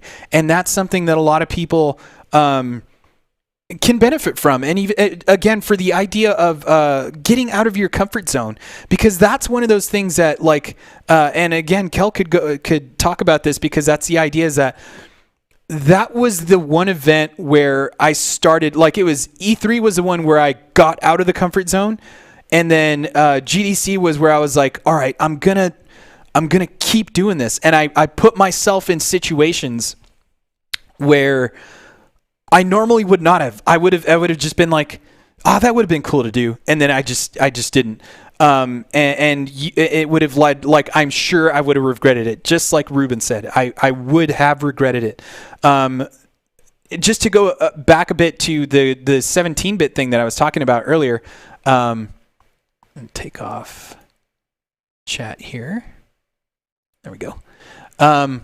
Yeah, so just the way I met my buddy Zach was, it was at a panel for Sony for learning Unity tools and just kind of engineering stuff. A lot of that stuff, because again, I wasn't formally taught, kind of went over my head. So that talk itself while it was interesting and super cool, and I made notes, which later made sense to me. At the time, I was like, holy shit, what did I come here for? But there was a question and answers section there where at the very, very end, I got up and asked a question. And essentially what it was honestly, I don't even think it was a question. I just said, guys, I don't know what I'm doing here, but I know, because I had met other people that day who were talking to me about how this is their first GDC or whatever. And my thing was I'm up here and I honestly don't know most of what these guys were talking about, but even though it was interesting, just get out there and talk to people, because the people I was talking to were standoffish at first. And again, I understand that. I'm like that. I was like that as well, but I broke that to talk to them, and it opened up a dialogue, and I made more friends by doing that. And that was kind of what my point was. And I don't know why I did it there of all places. But because of that, Zach, me and Zach started talking after the panel, and then there was a Sony mixer that I was luckily invited to that day, that I was able to talk to him there again too. And Shane Bettenhausen was there too, who later became my account manager at Sony, who is actually my account manager now. So it's just about getting out of your comfort zone, guys. I don't know how else to stress that. Yeah, so I mean that's pretty much it. Like it's the idea of getting out of your comfort zone and working on a game and doing stuff. Again, these things don't happen. It's not like I was asking for an interview on Channel 4. This just happened. I got interviewed on the local news. They interviewed me for, I think it was like 10, 15 minutes or something, and they only took like 10 seconds of what I said, if that. So I'll just play that for you guys real quick because this is really funny. So again, they interviewed me for like 5-10 minutes, and this is what they used. Which allows you to control 2 ships. It's a tough thing to do, but if you just want to see it work, there's like a part of you that just won't give up until that thing clicks. Oh, thanks, man.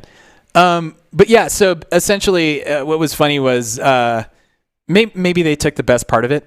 Who knows? Maybe I wasn't making sense of that whole thing. Maybe I was talking about code, and they're like, "What's this guy even talking about?" But hey, they took a pretty good part from that interview.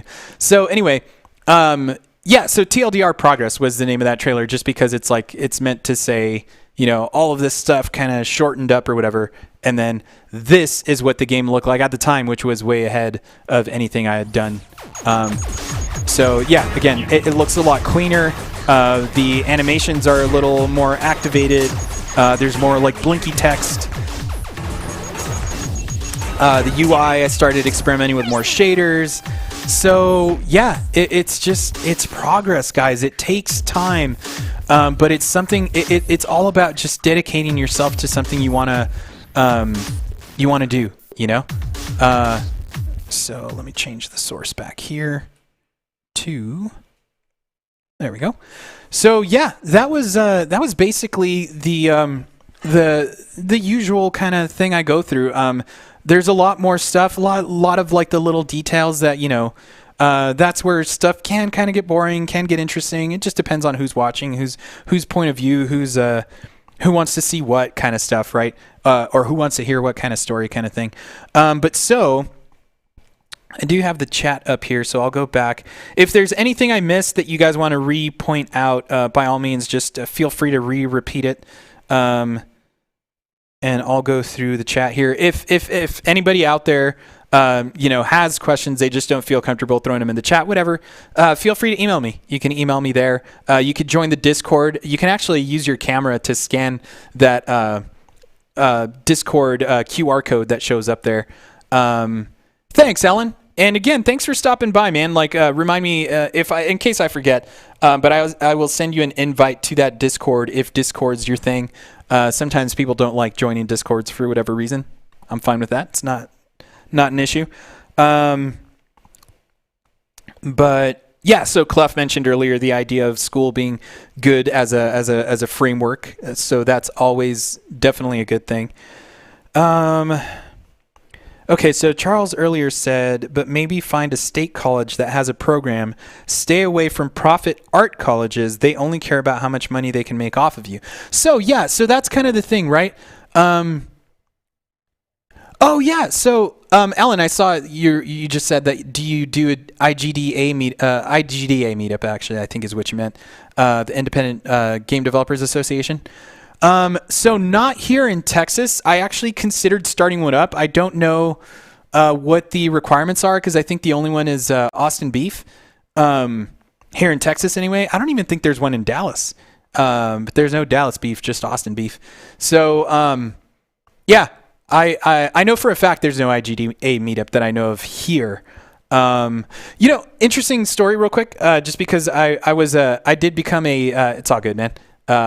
I did become a mentor at one of those IGDA meetups once, and I met some dude who wanted to make a game, and I find it really funny because it's one of those things that he mentioned to me where he's like, the idea of like, yeah, I want to make a game, and I was like, well, what's kind of holding you back? He's like, well, I'm a black game dev, and you know, it's harder for black game dev. And I stopped him immediately. I was like, dude, don't give me that crap. Like, what's your game idea? And then he just started talking about his game, and he's like, well, I want to make a game with like an anime game with like a black main character. I was like, cool. why do you want to make him black? And he's like, well, because there aren't any black characters. And I was probing him because I just wanted to see where he was coming from. I wanted to make sure it was something he was doing because he wanted to do it, not because someone else kind of made him feel like he had to do it. So just a little interesting little side note there that I remember from being doing the mentorship.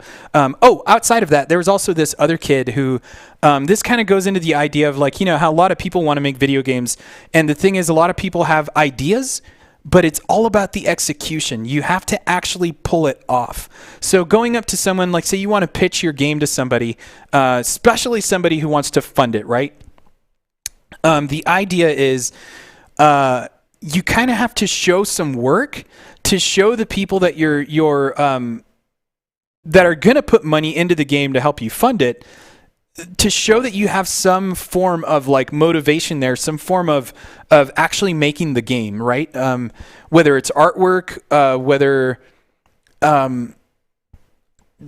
even if it's like just what most people call programmer art video game, where it's like the art is really bad, but like the game is like coded really well, stuff like that. So it's kind of like stuff like that. You want to have a portfolio. I know that might be like a dated word, but it's like portfolio is just an umbrella term for like how would you say, like a website for your game. Anything that shows that you're actually putting the game together. So I have a friend whose name is Scott Sizemore. He's actually working on like a super, I don't want to say complicated, but a very ambitious game where what he's trying to do is he's trying to take out all the little game aspects of games and make them into a kind of stats-based thing that you can then take into if I understand this correctly, like an MMO type thing. So like you're leveling up your character, doing all the individual little things that you would do in a game. I might be oversimplifying it. If Scott happens to be in the chat, by all means, man, drop links to your game in the chat, and feel free to promote it as much as you want. It's something that's super interesting. I don't have the link in front of me, but if you guys follow up with me, if you're interested on it at all, I can send you information on that. But anyway, so he's like being very ambitious with that style of game.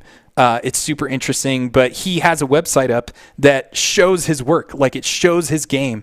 So that's obviously something that you can do to show, your game and shit. So that's cool. So my buddy Jeb posted a while ago. I don't know if you're still here, buddy. But if you are, he said in the chat earlier, student in life as an owner of student debts. So again, this is those things where I was talking about. It's like, I have student debt also, man. Luckily, I didn't stay in too long. So this is kind of where that decision came to drop out of school, because it kind of came to the point where the second semester was coming up, and it was like, okay, I'm going to owe almost triple what I owe now to finish off this next year and a half or so. And the next semester, as they called it, of classes was going to be basically part 2 of each one of those classes. And I think if I understood it correctly, it was going to be like, all it was really going to be was more team-oriented part 2. So I was more like, okay, so then that's just going to be double the misery. It just didn't make sense. So I dropped out before I owed too much. But student debt is definitely a thing. And I can't vouch for this, although I did hear this at GDC once, was that, although I did hear also a buddy of mine, Gabe, who's a music engineer here in town, went to Full Sail. If you saw episode 12 of the Ask Enemy Interviews podcast, you might have heard this, but he went to Full Sail also as recording engineering. But it was funny because they have this thing where once you graduate, they help you find placement, like job placement. And so he told me the story about how when he called to ask who the people in El Paso were that he could call for job placement, that person was him. So they were referring him to him as the person to get in contact to get a job in El Paso as a recording engineer or whatever. So that was really fucking cool to hear that story. Brian Joshua Haran says, wearing my ADHD Risk 'em Up shirt today. Fucking A, man. If you're still in the chat, thank you so much. That means a lot. And yeah, so I do have shirts for sale on the website. If any of you guys are interested, no pressure, of course. It's askenenemystudios.com. You could see all the stuff that's there available. Earlier, Nick Dobard, my buddy Nick, asked, I think school is a great thing for some people, but school never taught me how to start or run a business. Exactly. And I think, I've had friends who even went for business reasons, like business school, business management. And yeah, they weren't saying very good things about that stuff either, man.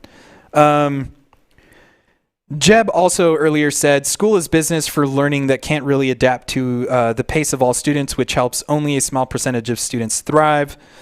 And then Note, my boy Note, said the switch, and also Vita Gang Rise Up. I remember that. This clip is giving me anxiety. I guess that was from the music stuff. Let's see here. So yeah, Note posted in the chat. So that's what JW in WWJWD means. Yes. Wait, was that Guinness you were drinking? No, sir. This is Nespresso. I have an espresso machine, but I got a Nespresso machine for the sake of making coffee quicker. Because yeah, you got to get that caffeine in. Those who know me know I have a coffee problem. Although it does look like a Guinness because the foam there.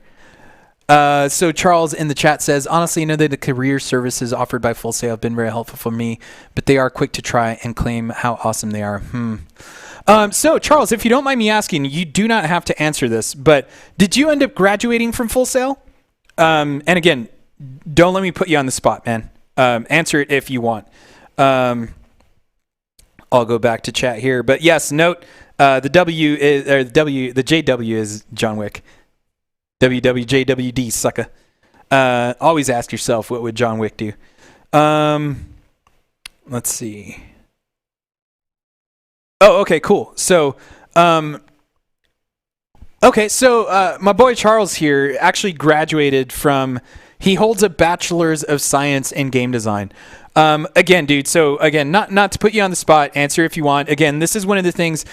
This is one of the reasons why I'm kind of sad that we can't do this as like an in-person type of panel like at PAX, because this is it's a lot easier to have people in the crowd and really like kind of just jump ideas and back and forth and stuff. But this is good enough. It's awesome.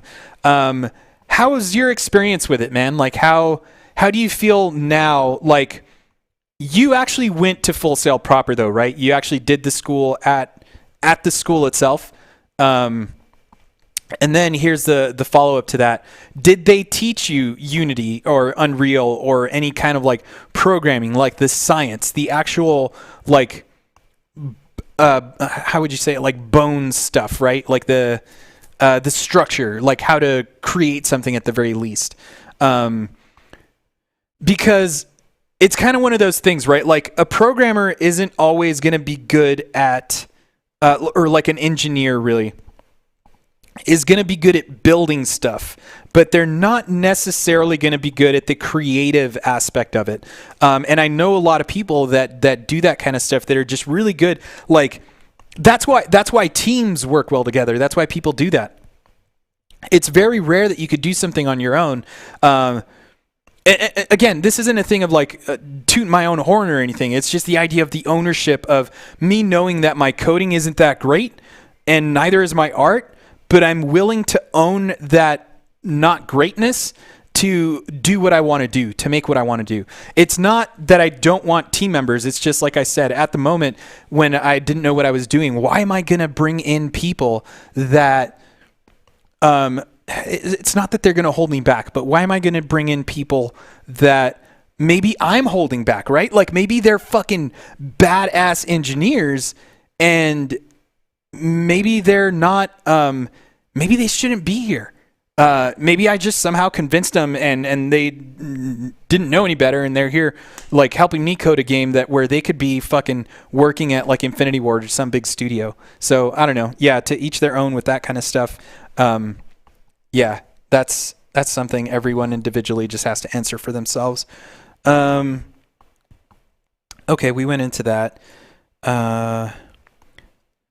those kinds of things where you have to get a license after making X amount of money. Yeah. So that goes back to the Unity thing and Unreal thing we were talking about earlier. So yeah, for anyone out there who wants to make video games, the thing is you do have to get licenses for software, and then you have to kind of make a deal with those studios about like Rad Game Tools is one in particular that does like video compression. I could have used their tech in ADHD, but it would have cost an arm and a leg. But maybe it would have helped bring down the size of the game on Switch. But it wasn't something I found necessarily.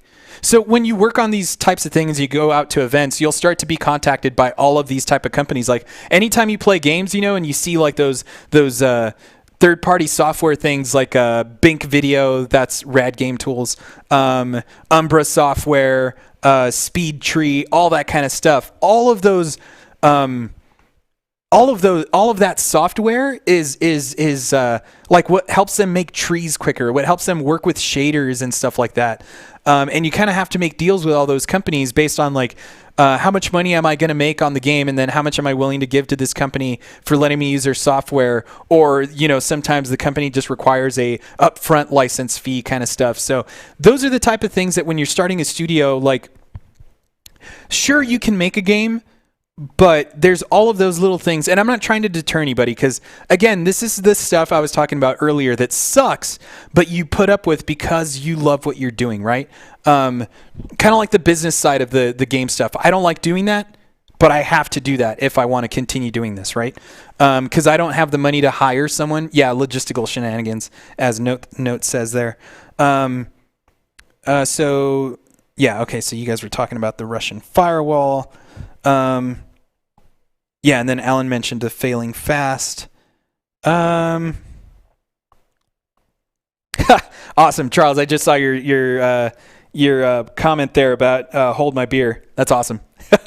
So here comes Charles's response.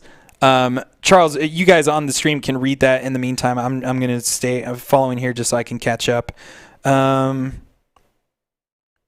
Okay, so Alan says, I almost went when I was at AI, still go to both GDC and E3. Still will go to both GDC and E3. Okay. Arts Institute, I think is what you said, Alan, right? Alan, if you're still in the chat as well, man, feel free to share your experience about school as well. Anything in the chat, man, and I'll bring it up and maybe that's something we can discuss here as well. Alan also says, I would love to go for the networking and learning part for sure. Okay, here we're getting down to what we were talking about here. Okay, so now I'm back here down to Charles. So Charles says, no, I was online and it was horrible. I learned nothing from them. My education came from YouTubers like Brackies. Okay, so Charles, I'm glad you mentioned this because this was something I was going to mention earlier. Brackies, guys, Brackies. So Charles, you mentioned this earlier. I forgot what you said, but you said, I think, rest in peace, Brackies. Are you saying, I don't know if you meant that literally, like he's dead, or if his channel is just no longer there. Because Brackies is also someone that I learned from. Dude has a crazy accent that I think is legit. But his videos were very, very helpful for me early on when I was working on ADHD. Okay, no, retired. No more new content. Sorry if I took that quite literal, dude. It's just, I wasn't sure. Not Wimpy Kid asks, what platform are your games on? So currently, ADHD is on Nintendo Switch, and it's also on Steam Early Access. And if you happen to be on the Discord, you saw that I posted about the achievements. And the reason I posted that was because it was one of the things I posted a while ago, where I was debating whether to just leave the PS4 and Xbox One version be and just, maybe let that go. And just move on to the next project already, or finish up the achievement system and get those systems out, which will take me a while. But after unlocking that achievement, that felt so good that I'm really gonna consider finishing that up.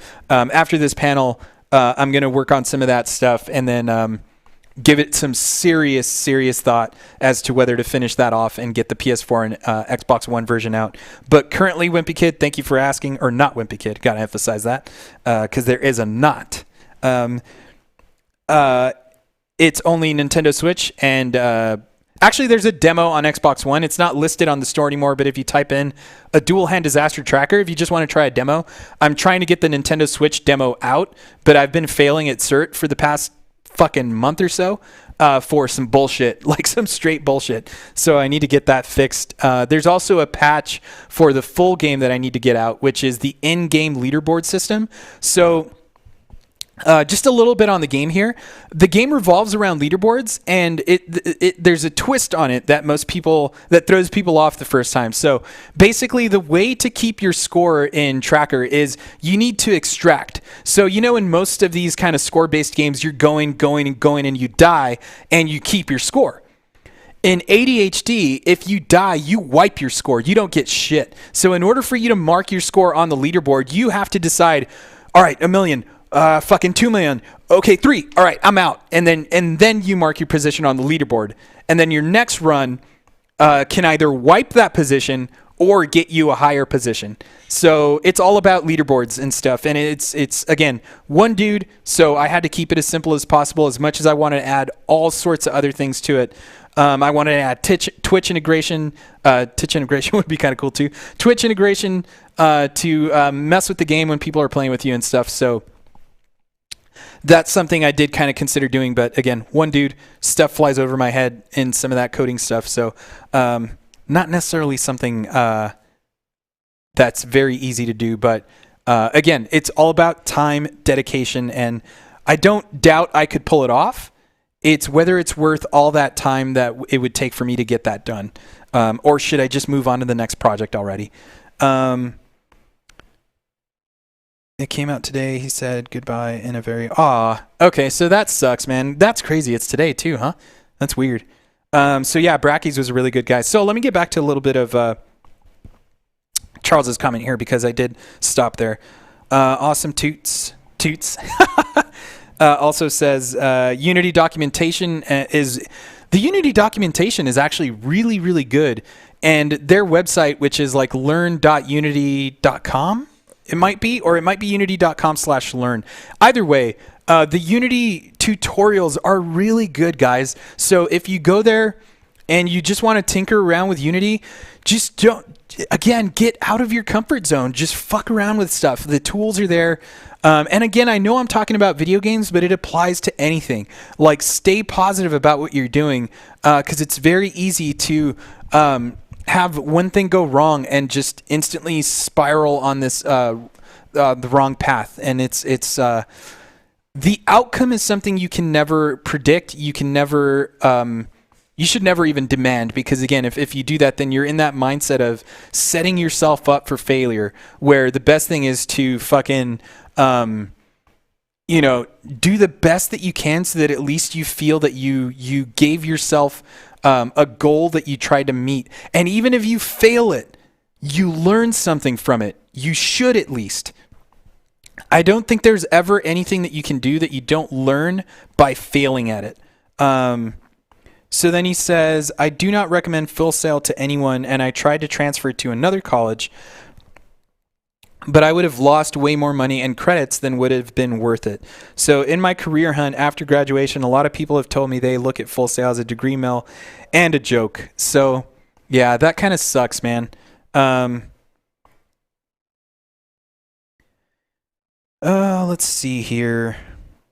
Honestly, note, it has not stopped me at all. I have made some badass Unity training applications for Black Hawk helicopters, and now I make VR training for skill-based trades like HVAC repair, solar panel installs. So yeah, I'm like JC here, never give up, never surrender. Exactly. So, and that's kind of, I'm hoping something I said here, or some of the people in the chat said here, kind of helps you guys in some way. If anything, if you were just here just to hear the backstory or hear me talk, thank you so much. Again, there's just so many different things for me to share in terms of just stories. I just don't know, what would necessarily be beneficial or whatever, but I've never. I hope you guys didn't come here thinking like, I'm gonna give you some hot tips on how to code this or code that. But real quick, I could just kind of show you guys what the game looks like in Unity, and show you kind of like a little bit of behind the scenes. I don't want to take up too much of your time. I think I've been going about 2 hours here. So, if anything, though, I really, really, really appreciate you guys stopping by, sharing your experiences here in the chat. By all means, again, my email here is tell me all your secrets. That's funny. I'm going to do this real quick just because you said that, Charles. Secrets. So I actually have that set up because, so if I'm ever doing something on the computer, I can just type and change that over. So that's pretty funny. But in the game, there's a mechanic I threw in the game that no one's figured out yet. And this is the thing that's awesome about making video games, making anything really, is all like little Easter eggs, right? That you can drop into something you're making that like, it'll take people a while to find. Like, big studios do it all the time. Like Destiny does it with their like weapon system and all that kind of stuff. Although some of those sometimes are like super obtuse and hard to like know what the fuck is going on. But it's I'm not going to show you guys the thing because that's kind of the whole point. Is I threw in a mechanic. It's called the collusion narrative, and when you earn it or when you solve it, you earn the insurance policy. And there's a lot of hidden things in the game that kind of give you hints to it. There's actually a channel on my Discord that I set up specifically for people who want to kind of figure some of that stuff out. No one's figured it out yet, but also it could just be that maybe people got sick and tired of playing the game and just kind of gave up on it. I'm hoping the achievement changes that, the achievement system, because now there's kind of more of a reason to try and achieve it, I guess, basically. But yeah, real quick, I'll just show you guys Unity and show you guys like how I learned how to make this game. Again, I'm not going to take too much. But you guys are also free to not stick around if you don't want to, although I want to keep it as entertaining as possible. And again, I want you guys to ask questions in the chat. Notester sent a blue heart, which thanks, man. So yeah, let's go ahead and switch over here. I've got the full screen. Let me do secrets. It also helps save on the jarringness of switching over to screens here and stuff, but I'm going to drag over Unity here. And for most of you who are familiar with like Unity, right, you're already going to be familiar with this. So let's see. Not Wimpy Ked said, I think it's cool how a family member of mine that I don't know, that I don't think I've ever met, has accomplished so much. Really inspiring. Wait a minute. Not Wimpy Kid. So do I know you as... Okay, I'm that threw me for a loop there. There it is. So yeah, this is ADHD in Unity. So hopefully it comes across here. Yeah, it's a little dark on my screen, but that might just be my Amazon Fire HD TV. It's if you guys ever want to get a 4K TV for super cheap, and for the price, fucking A. Oh, Oscar's son. Oh, awesome, man. Well, thanks for stopping by, buddy. Yeah, I've never met my cousin's kids, so there's one in the chat there. So awesome, dude. Thanks for stopping by and tell your dad I said what's up. And yeah, man, it's so crazy to think growing up with that dude, man. And yeah, the things we've been able to accomplish separately is awesome. Family, right? I guess that's what it is. He's watching. Oh, awesome. Oscar, thanks, man. Sincerely, dude. Sincerely. So yeah, this is how I made the game. This is Unity. For those of you who aren't familiar with Unity, I'll just run you through some really simple things. It's obviously it's intimidating. I mean, when I first opened it up for the first time, fucking scared the shit out of me. But like I said, I wanted to make a video game, so this is what I did. So basically here you've got your scene view. Your game view how you see the game. So it's not necessarily one-to-one. So, you see this text, it's kind of like thrown on top of stuff. So essentially what you see here is laid out in the scene view. So basically if I come down here to like my, here we go, to my static UI, that's just a quicker way to pull out. So, that's what she said. So, yeah, so this UI here, this kind of like, this is, so I started the game in Unity 4.3. They didn't even have a proper like UI system built in yet. I remember how accomplished I felt making my first cube move on fucking A. So Charles said it right there. I remember how accomplished I felt making my first cube move. Exactly, Note. Exactly. Facts. How do you think I felt when I first made, especially bringing the game over from Unity, right? And just even on a 2D level, working with like a 3D engine, just kind of making that work. But don't get me wrong, it was a fucking nightmare and a half because as you can see, and I'm about to point out here, let's go to recovery. Okay, so here, the game itself, you know what? What if I just play a quick mission for you guys, right? Just to kind of show you guys how the game plays. And then maybe that makes it more interesting in the sense of how to break it down and how to show you guys what everything is doing, right? So, okay, my controller's plugged in. Someone sent a message to Discord. I'll check it in a bit. I don't think it's important. Okay, so I'm going to go to, I'm actually on PS4. I actually need to switch this. So again, these are the things that when you're working on a game, like, everyone has to go through this, guys. So it's like, I know a lot of people think like making games is like super extravagant. Is that the right word? Like it's like, oh man, you're making a game and it's a lot of like, fuck, like I'm staring at a screen and not like, yeah, it's a lot of like loading this, loading that, updating this, breaking this. So let me switch over here to PC. Otherwise this isn't going to work. So let's switch platforms. And yeah, luckily I've got a new laptop that runs a little faster, so this is kind of quicker.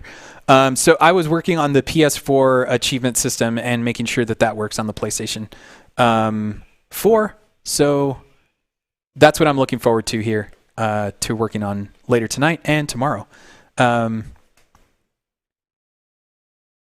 Okay, cool. So every time you switch platforms, it also brings up, I'm going to show you guys some of this code stuff here too. Again, feel free to stick around, ask questions about the code if you'd like. Ellen says, back then it took me forever to learn how to make a character controller to work. Unity has come a long way.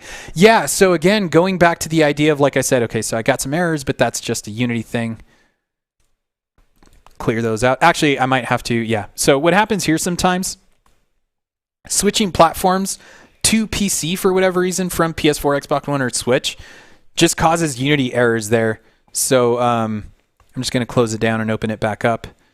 But yes, as Alan said, Unity has come a long way.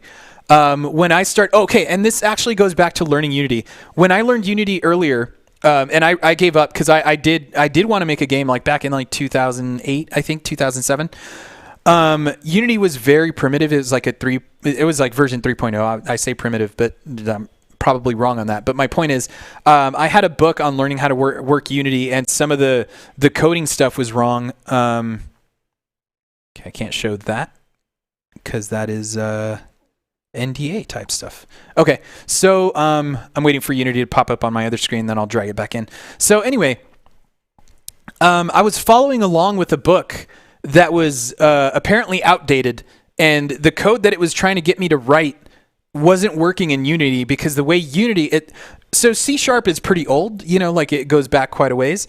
But so the code itself necessarily wasn't wrong. It was the way it was implemented and the way it worked in Unity. I don't know. It was some weird thing that I could not figure it out. And I was like, if I can't follow along with a book and something's broken here, then this isn't going to work.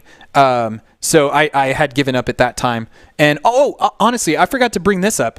I did my early actual like foot in the door video game development stuff kinda was working in Rock Band. So Rock Band a while ago had what's called the Rock Band Network, and there's actually another video on my YouTube about that as well.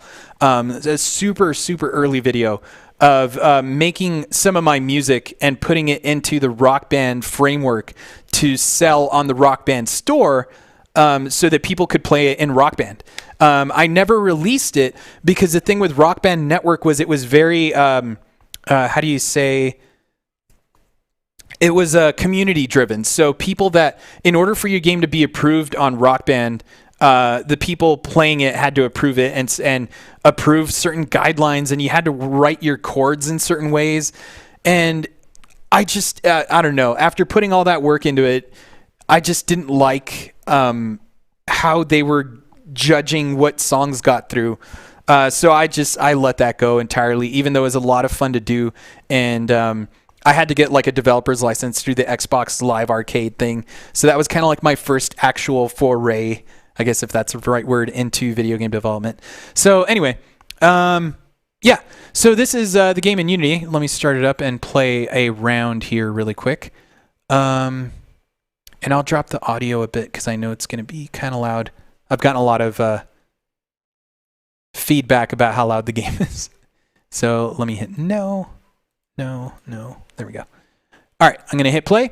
So you work on the game in Unity. You hit play, and then you can start testing your game immediately. And it's in this kind of small window, but you can also maximize it. So let's pause it, go back. There we go. And yeah, so this is the game running in Unity, not standalone. This is you being able to edit the game straight up and on the fly. That would have been something to see. DIS songs in Rock Band. Yeah, so actually it was a Lipstick Device song, but that would have come soon after, man, if that were the case. So yeah, let's go ahead and start it up here. And like I said, it's like playing Galaga and Pac-Man at the same time. So on the left-hand side, oh, actually I noticed I muted the game. There we go. So that way you get some audio here.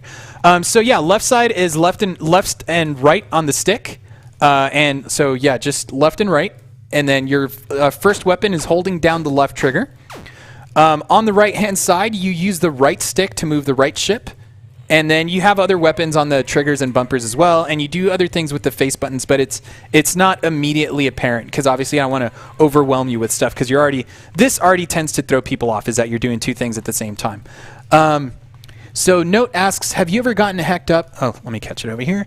Have you ever gotten hecked up trying to make changes while game mode is on in Unity? Thought I remembered changes not saving to variables. Yes. So if I'm not mistaken, that might be something they changed in the most recent Unity. I think this one might do it.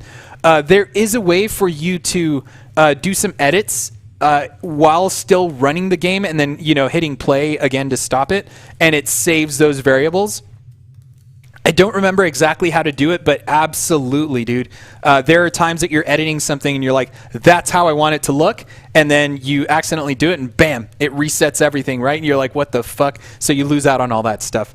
But yes, that's definitely happened before. No, that wasn't off topic at all, man. That's happened to me for sure. Those are the type of questions I'm saying that like, I think it's funny that I know these things happen to people and they happen to everybody. And it's those things that I want people to know that everyone goes through that stuff. So don't get too discouraged by that. Like, it sucks, yeah, but again, if you love doing what you're doing, you tolerate it. There's a lot of stuff I've had to deal with in Unity, believe me. So yeah, let's go through a quick run through. So on the right side, you go into this Zastrous core here on the right. Then you exit it once it's activated, and you'll notice an orange arrow on the right ship that's pointing you to a resource. Stay on the resource, look over on the left, because now you're not taking damage. You can forget about the right side. Just shoot some enemies. And there we go. So this is the basic rhythm. This is what you want to be doing. You want to be killing enemies. And I'm going to do something here which is called speed recovery, which is, for example, when you're on a resource, you can hold down the A button. These are things that are advanced. You can do them later. You don't need to do them right away. I'm just doing them to kind of speed things up. Once you're on a resource, you basically can press the A button to speed it up and get it a lot quicker. Parts are going to upgrade your defenses on the right. which means you can do things like a boost, for example, like this on the right. You can move around. You take a lot less damage while you're doing that. On the left-hand side, I'll show you here when you pick up material. These green ones. Material you use to actually refill the heart in the center of the map, in the center of the screen. And that heart is letting you know how much like energy you have on the left-hand side. The lower that gets, the more you need to reload it. So you're basically going to be doing that every once in a while. It also is a score multiplier. So more material means your higher score. So you want to hold on to it as much as possible. So, Alan, thank you, sir. So yeah, if you notice those upgrades, every time I pick up a material on the right side, it drops an upgrade on the left. And what I need those for is to upgrade my rate of fire on the left-hand side. So if you notice my rate of fire is not getting higher, this is what I'm talking about. If you notice the left-hand side's blocking out, you tap X on the controller, you'll shoot material to the left side, fill up your heart, you're good to go. So yeah, basically just keep doing this over and over again. And then it gets to a point where you start to create chaos, and chaos is where you want to be because chaos will create an opportunity to earn more points. So let me try and just get to the point here where I can extract. And so I can pause the game in the editor and actually show you guys what is going on in the background, because this is the stuff. As a game developer, or even just as a player back in the day, I would always get a kick out of watching game developers show their game and in-engine, right? So like they would break the game down and show you, like Halo would do this, where Bungie, I mean, would do this with Halo, where they would show you the game in-engine and show you like all the boundaries of all the colliders and all that kind of stuff, and what was actually going on in the game and all the calculations, all the stuff the player necessarily doesn't always see. So let's see here. I'm almost there. I just need 3 more parts. It is kind of difficult to do this and talk at the same time. So in the meantime, of course, by all means, talk amongst yourselves. But I'm almost there. So I want to show you guys this. So I'm about to get the last part. If you'll notice on the right-hand side, I have a little hold icon. And what that means is I'm going to activate my shield system. So I'm essentially kind of showing you the whole game here in a nutshell. So, okay. You're going to hold down the X button. You're going to sacrifice material, activate your shields, and this is chaos mode. So I have missiles now on the left-hand side. I can now start shooting a lot faster, clearing out enemies quicker. There goes a missile. I didn't take damage there. So with your shields active, you can actually slow down time and boost into enemies, and you don't take damage at all. So what you want to do now is just kind of speed into everything, pick up some stuff, and get stuff. Okay, this is the firewall I was talking about. This is more important. So what I'm going to do is try and kill enemies while it's coming in on me, and go to the center, triple tap right trigger, blow off VFP. I just bought myself another 4 minutes. So this is what you want to be doing. You want to be killing some enemies, get some points. Chaos, man, chaos. This is what you want. This is kind of testing your inner John Wick. I just fucking said that. That's awesome. All right, so okay, so when you have all of your weapon system, I actually lost my my time directive. Let me get it back here. Okay, so with your time directive, okay, I lost my. I'm gonna start it up again here. Here we go. Let's do this. So activate your shields. With your time directive, you can slow down time, right? So let me show you what happens. You can slow down time and boost into enemies, and not only do you take no damage, you actually get a lot of material for them. So look at my score up top now. And this is what it's all about. It's about controlling this chaos and pushing yourself out of that comfort zone so that you can risk it up and get the highest score you can. Then I'm going to show you guys this before I extract, because it's the whole purpose of the game. I'm going to pause it real quick so that let me unpause and then pause in game. Okay, I'm about to die, but we'll see this here right now. So let me check the chat really quick. If you put things on scriptable objects, it will also save in play mode. I have not used anything beyond 2019.1. I'm not sure if that was changed at some point after that. And then note says this is where games like games truly like Welcome to a Dual Hand Disaster. Yeah, totally, man. So, okay, really quick. I just want to show you guys, the game is still running in the background technically, but this is funny. It actually enables Steam inside of the UI of Unity, which I think is really weird. So let's see, Side Assault. Okay, so all the enemies are coming in here. So this is what the game is. Like, you don't obviously see this as the game itself, right? But here are all the enemies. So if you open up here in the hierarchy, this is where all the game objects exist in the sense of the object itself. But the scene view is where all the objects actually interact with things, and this is kind of where you view what the game looks like. And then you have this right here, this kind of like trapezoidal, or not, I don't know if that's the right word, but kind of pyramid-looking thing when you see it from the side, actually. It's the camera, and that's what's actually what you actually see on screen. So you've got like your camera manager. So when you click on the camera, this is what that camera is actually looking at. And the way ADHD is set up is it's a little interesting. I had to do some kind of mucking around with the cameras a bit to do the split screen thing.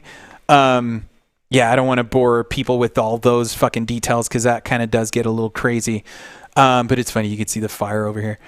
This side, honestly, is the one I find a little more interesting. So let's go to the recovery side. So see all those colliders there? All of those calculations are going on right now.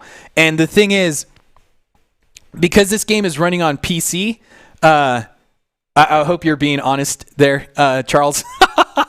Matt Hoots, my boy, what's up, man? So yeah, this is these colliders, all of these things. They're also, not all of them are colliders. A lot of them are just kind of boundaries and kind of showing you like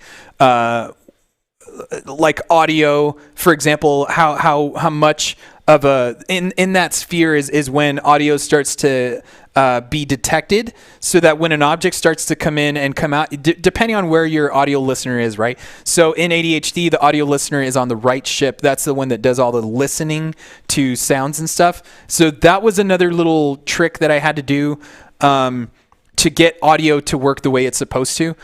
So the right ship is the only one with audio on it. That's the one that actually kind of can hear where fireballs are coming from. And the left side is a static 2D stereo audio. So I kind of shifted some of that audio on the left-hand side over to the left. So you kind of hear a split between the left side shooting and the right side hearing everything kind of. It's complicated, but yeah, it's really weird. So yeah, this is the game running right now. These are all the fireballs coming at the ship. You could see all these little trackers here. And there's, you can click on each individual one, and then it shows you here, this is where that tracker is. So I can actually toggle him off, and he's gone. And I don't know if that broke anything while I'm playing the game, like if it reset the scripts or not, because the game is going live in the background. But you get to see the smoke from the tracker. So the scene view also doesn't have any of the fancy like filtering, so it doesn't show you. I honestly don't know. This is why I'm saying I don't know everything. I don't know if you can show a processed version of the scene view. That's not necessarily something I'm 100%. If that's something you can do or not. Matt Hoot says, been lurking a bit, trying to do my Python homework. Was frustrating trying to find out what I was doing wrong, but I finally got it. Matt Hoots, that's what it's all about, my man. Yeah, and that's one of those things, right? Is like it finally just clicks and you figure it out. So, that's happened to me so many times. And this is the thing, guys, it happens to everybody. Everybody, even some of the people I know that are way up there in like AAA studios they'll get stuck on stuff because it's like everyone's trying something new, and something always breaks, and it's just, yeah. But okay, so really quick, and this is kind of probably where I'll end it, is the code. So I'm going to bring in Visual Studio here so you guys see. So this is code. This is actually what is telling the game. These in particular are actually related to the achievement system. So let me open up a script. What's a good one? Oh, I guess a basic one would be the movement, right? So let's do assault side. And we'll do, control scripts. So everyone has their different way of organizing stuff. This is, again, a thing, guys, that school does not teach you. I mean, maybe they'll teach you maybe if you go there, they'll teach you like some standard practice for organizing stuff. But when it comes down to it, like I have a buddy who's working on a game called, what is it? I'm blanking on it at the moment, but he worked on another game called Semispheres. He's working on another game right now. Semispheres is in actually on Steam. I'm in a pack with, or a bundle with him and some other friends who worked on a game called Dimension Drive. And all three of our games are like split screen kind of dual player or single player type games. Although Dimension Drive is more of a single player, double player. Can be played as a double player game or a 2-player game. But anyway, it's a split screen thing, and I think we ended up going with the bundle name of Split Screen Mindbenders. So it's games that will kind of mess with you because it's, you're doing kind of two things at once. Feel free to go check it out.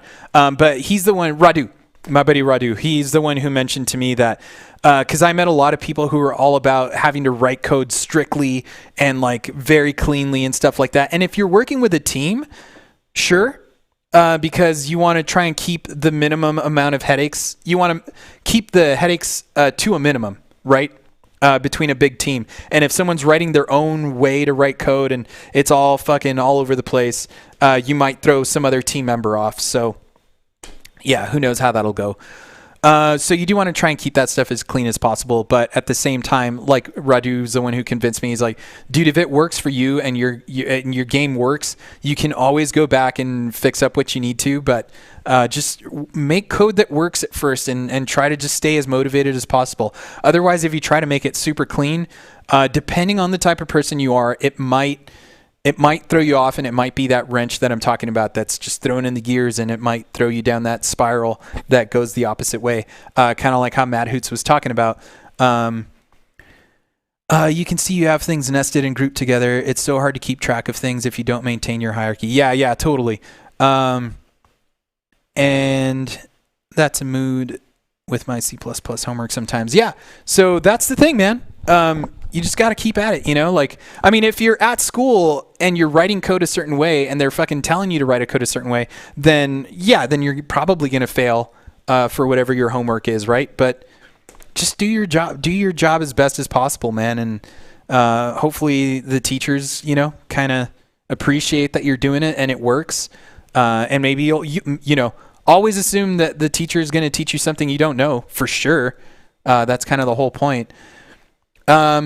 Oh yeah. So it's funny you mentioned that. So Matt Hoots in chat said, if you guys can see it on screen, of course, out of curiosity, have you looked into VR support? So I do have a VR mode for the game that I showed at PAX West, back in 2019. No, 2018, I think. 2018. And, I do have, an Oculus Quest and an Oculus, Rift that they sent me to try and make the game for, that. But again, this is one of those things. It's like I'm only one person, so trying to split myself that many ways. This is where that conversation came up of like which one to do. Oh yeah, it'll definitely run on Quest 2.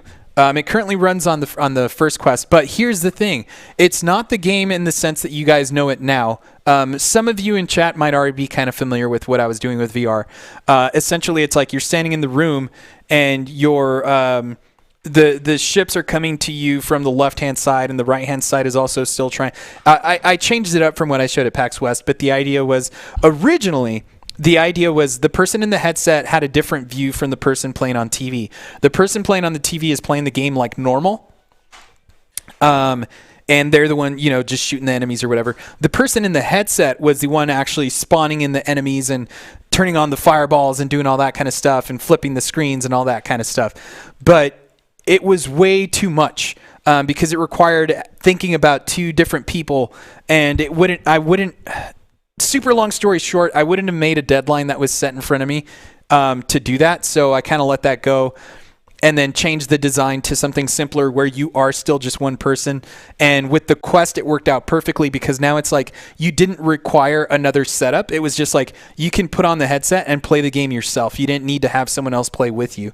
And so that's where I left the idea, and I haven't gone back to it because, deadlines and all sorts of other stuff I had to meet. So, So that's kind of where that went. But yes, I've definitely looked into VR. It's actually gotten a lot better. If I'm not mistaken, I think it was Matt Hoots who asked. So Matt Hoots, in the latest version of Unity, I'm not sure if you are using Unity or if you've looked into it or if you were asking for that reason. But the latest version of Unity, like their implementation of VR is a lot better. It's easier to kind of like do checkboxes and package managing and stuff like that. So if that's something you want to look into.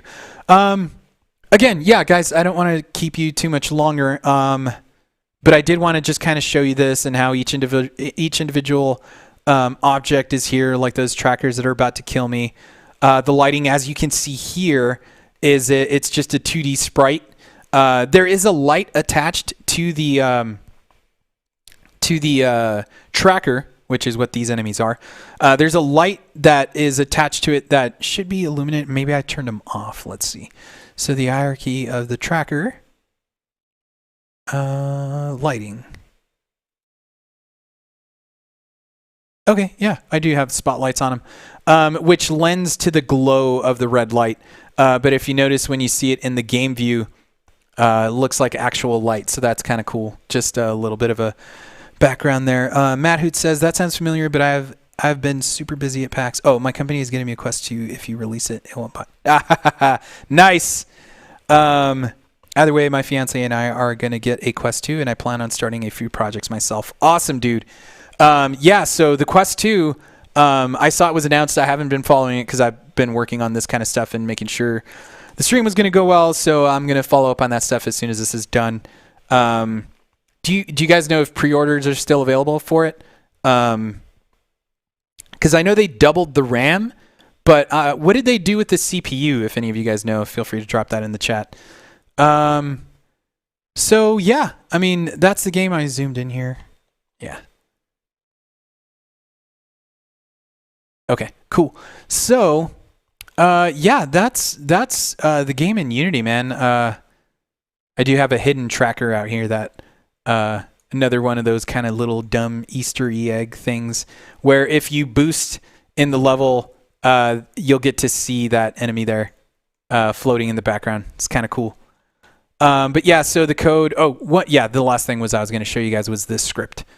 So here we go. So this script right here is what gives the left ship its movement. You kind of go in here. This is all C#. So if one of the reasons why I also went with Unity when I started working in Unity was I wanted to learn a proper language. So I thought C# would be cool. And I like typing. I like the clacketiness of like typing stuff and then going back into Unity and seeing that thing work. So that's kind of cool. But yeah, so you deal with vector 3s, transforms, and then you basically, this script right here is on, let's see here. Oh, I can just type it in here.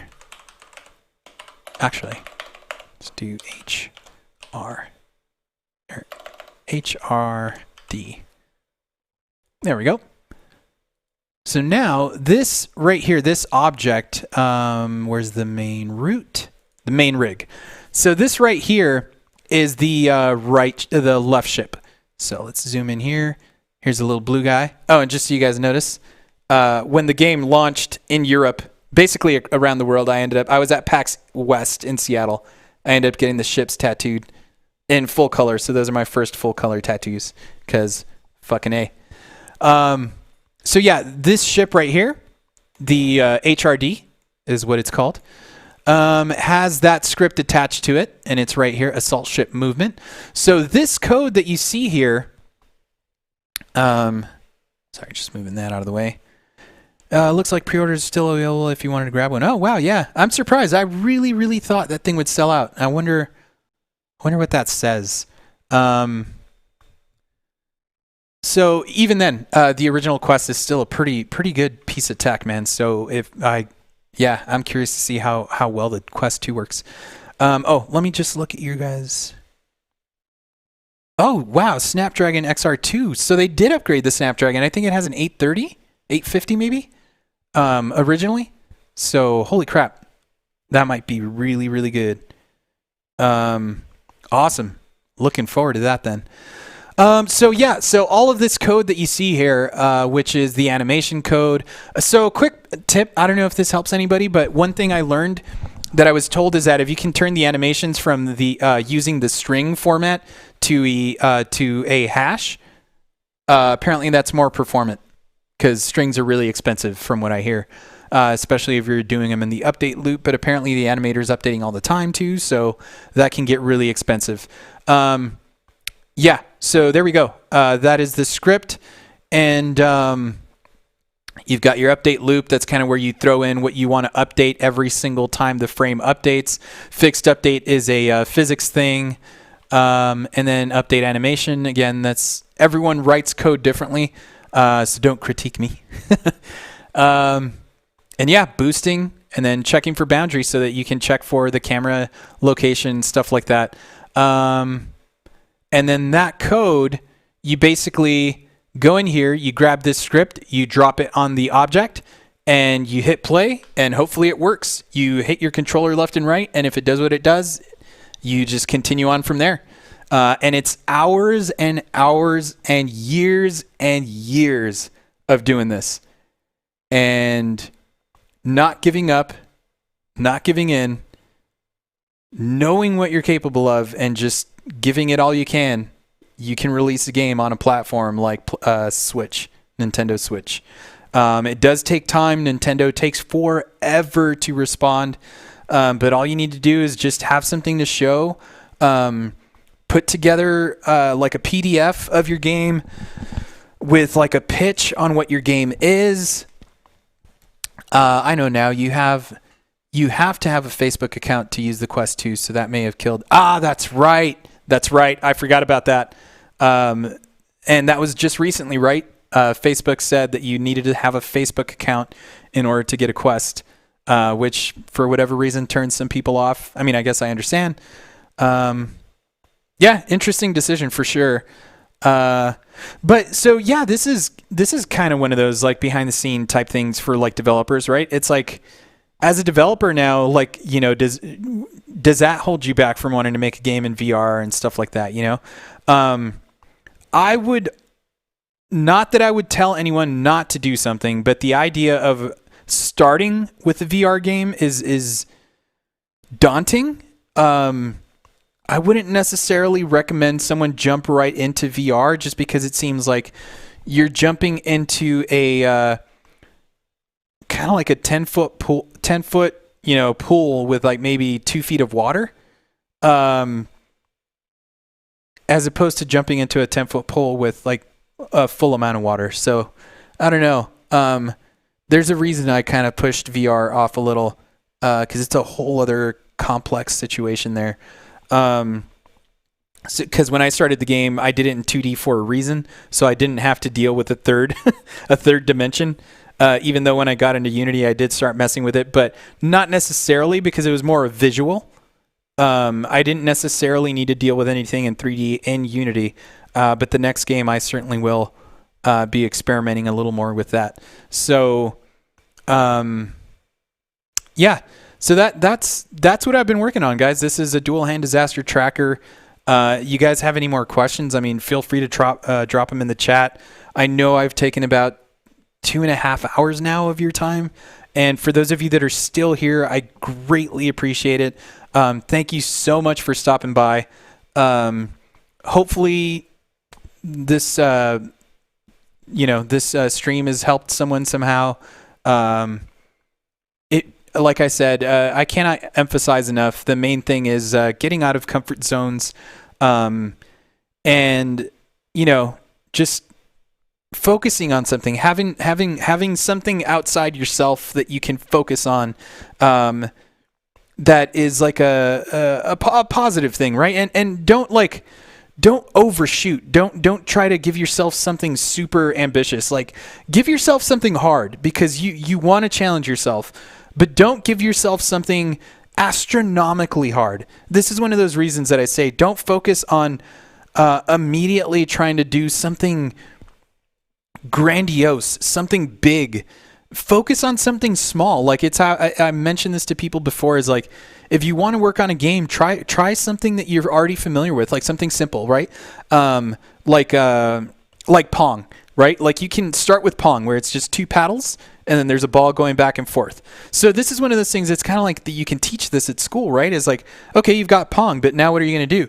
Let's make the paddles fucking rockets that when the ball hits, it shoots out like missiles or something that go to the other player. So every time you get, hit by the ball, it shoots out missiles. The other player has to deal with now the missiles and the ball. Like, I don't know. Like it's a super dumb thing, super simple thing to mess around with. But it gives you, not only does it give you a base, a structure, because so awesome. Note says that sounds kind of cool, right? Again, because it's an idea, but without the execution, that idea means nothing. So the execution, I think, is also just absolutely important, because not only does it show other people that you're willing to put the work in to do what you're doing, but it'll show you if you're able to pull off what you want to do. In smaller increments, smaller little bites. Because if you start to do this really massive thing, because anyone can think something super imaginative and super massive and like fucking rad or whatever, but it's when it comes down to it, it's the execution. When you have an empty screen in Unity and you're starting to put something that big together, it can be overwhelming and it can be daunting, and it'll probably turn you off really, really fast. And yeah, it'll lead you down that dark road I was talking about. Dark road seems a little too dark, because like I said, for a pessimist, I've become really optimistic for some reason. But I think it's just from over the years, and for those of you that are in the chat that are familiar with the game, that know me from panels or even just PAX or whatever, you know me, man. Like I get energy off of watching you guys play games and even just talking with you guys about games and stuff. So Charles, thanks, my man. He says, "You have grown, my friend." And yeah, because my buddy Charles and I go back from our music days and stuff, and playing together in bands, playing in his band as a drummer and learning the songs in about a week for like some show or something. That was kind of neat. But yeah, it just comes back to the idea of like staying focused on a project that you can follow through. And also the other thing I want people to know out there is that, like, even if you're in a like, say you graduated from school and you have a degree and you didn't make a game or whatever, that's not a bad thing. Like, you're obviously doing something. It's all about your perspective, and I think that's the most important part. Is you have to stay positive about what you're doing. It's not like you lost your arm or something. And even if you did, really quick, and I don't know why this hit me, but there was a story about GDC where I was showing the game at GDC. This was like maybe 3 years into development, possibly 4. I got accepted to the mega booth, and I was showing the game on the show floor, and this guy. And this is kind of one of those reasons where it really, really hit me, where there's this guy on a wheelchair who wasn't, who had one of those, something was up with him. And that was kind of the thing. And the idea was this guy had these kind of physical and obvious ailments, but he was still working on a game, pitching it on his iPad, getting people to play it, and getting out there and getting people to play this thing that this dude was working on. Man. Like, seriously. There are people out there with some serious issues, and they're doing stuff. It's like, it's not to make you feel less. It's exactly the opposite. It should make you understand that there are people out there, and I'm not saying that your situation might be bad or not, or lessen your situation, but it's the idea that the whole purpose of trying to do something is to make yourself better than you were the day before. And that's something I just, I kind of, it's one of those things that I feel like most people know. They just, it's hard to confront because it takes responsibility, and it takes having to own these. Oh, thanks, man. So really quick offset just because of this. I am doing Extra Life in November. So it's about a month from now, a month and a half maybe from now. I'll be doing Extra Life, and I do where we do the whole thing of 24 hours a day of video games. But the way I do it is I do 8 hours one day, and then or not 8 hours, 12 hours one day, 12 hours the next, for reasons. But yeah, so Extra Life is on November 4th and 5th for Ask an Enemy Studios. So I'll be playing some video games in on those days, just nonstop with my buddy Barry, and maybe we'll have some other guests on. So yeah, and Charles just donated $25 there. So thanks, man. The kids love you. But yeah, so that's kind of where I'm going with there is like, stay focused as much as you can on whatever project you've got. Give it everything you can if it's something you want to do, man. Like, be pragmatic is super important. Pragmatism is the idea that you're just real with yourself. Like, you'll know if you can't do something, and if you can't do something, it's not giving up if you know you can't do something. But if you'll only know you're not good at something if you try to do it. And if you don't, you definitely don't. I think Wayne Gretzky had like a really good, solid way of summing that up or making it sound smarter than that. But yeah, just stay motivated, stay positive, and not in a hippie way. Because like I said, you can't control an outcome, but you sure as hell can control your attitude and your direction towards trying to achieve that outcome. Note, there you go. You miss 100% of the shots you don't take. Absolutely, man. No, I think that's right on. Yeah, I mean, that's pretty much it, guys. Is like, I appreciate you holding on. Like, I mean, I could go on forever, but Pog. So yeah, that's pretty much all I've got for you guys. I'm sure I'll be doing a couple more of these, but like for different reasons, and I'll be streaming different things here and there. In addition to like Extra Life, Spelunky 2 just came out. There's another game I played recently called Bullets Per Minute, which is a really cool shooter that's rhythmic based. Oh, one more thing actually in regards to that. There's a Sonic the Hedgehog game made in the Doom engine by just some random like fans. It's not like a AAA thing. It's not a actual official studio thing. It's just some dudes who wanted to make Doom, who wanted to make Sonic. I don't know if it was necessarily in the Doom engine, like they wanted to do that, if that was their goal, but that's how they made it. Yeah, BPM is nuts. Charles knows what's up. Charles was actually in that stream that I did a little while back. It's on Twitch, so if you guys want to go check out the archive of when I played BPM and the Sonic the Hedgehog in Doom, you can go check that out. Yeah, it's Sonic in the Doom engine. The reason I bring that up is because it's another one of these things where people who make games, like they could use that as a way to tell Sega, hey, like we want to make Sonic in this form, and we stay true to the feel and the vibe and like the artwork of that old game and stuff, and that's a way to get jobs. It's like they don't have well, maybe they do, I don't know, but you don't need the degree to go show Sega unless Sega is that type of company who's like, no, they don't have a degree, we're not cool with that. But come on, man, like they're probably more in like, oh yeah, that'll make us some money, let's do that, or they could just be like, nope, stop doing that, we're going to sue you like Nintendo would. So yeah, like I said, I could go on about this stuff for hours, but I appreciate all of you guys stopping by. I guess that does it for today. I'm going to go play some Spelunky 2 and probably get some food. So thank you guys for stopping by. Charles, Mad Hoots, all of you guys out there working on stuff. fucking keep going, man. Keep doing what you do, and hopefully everything works out.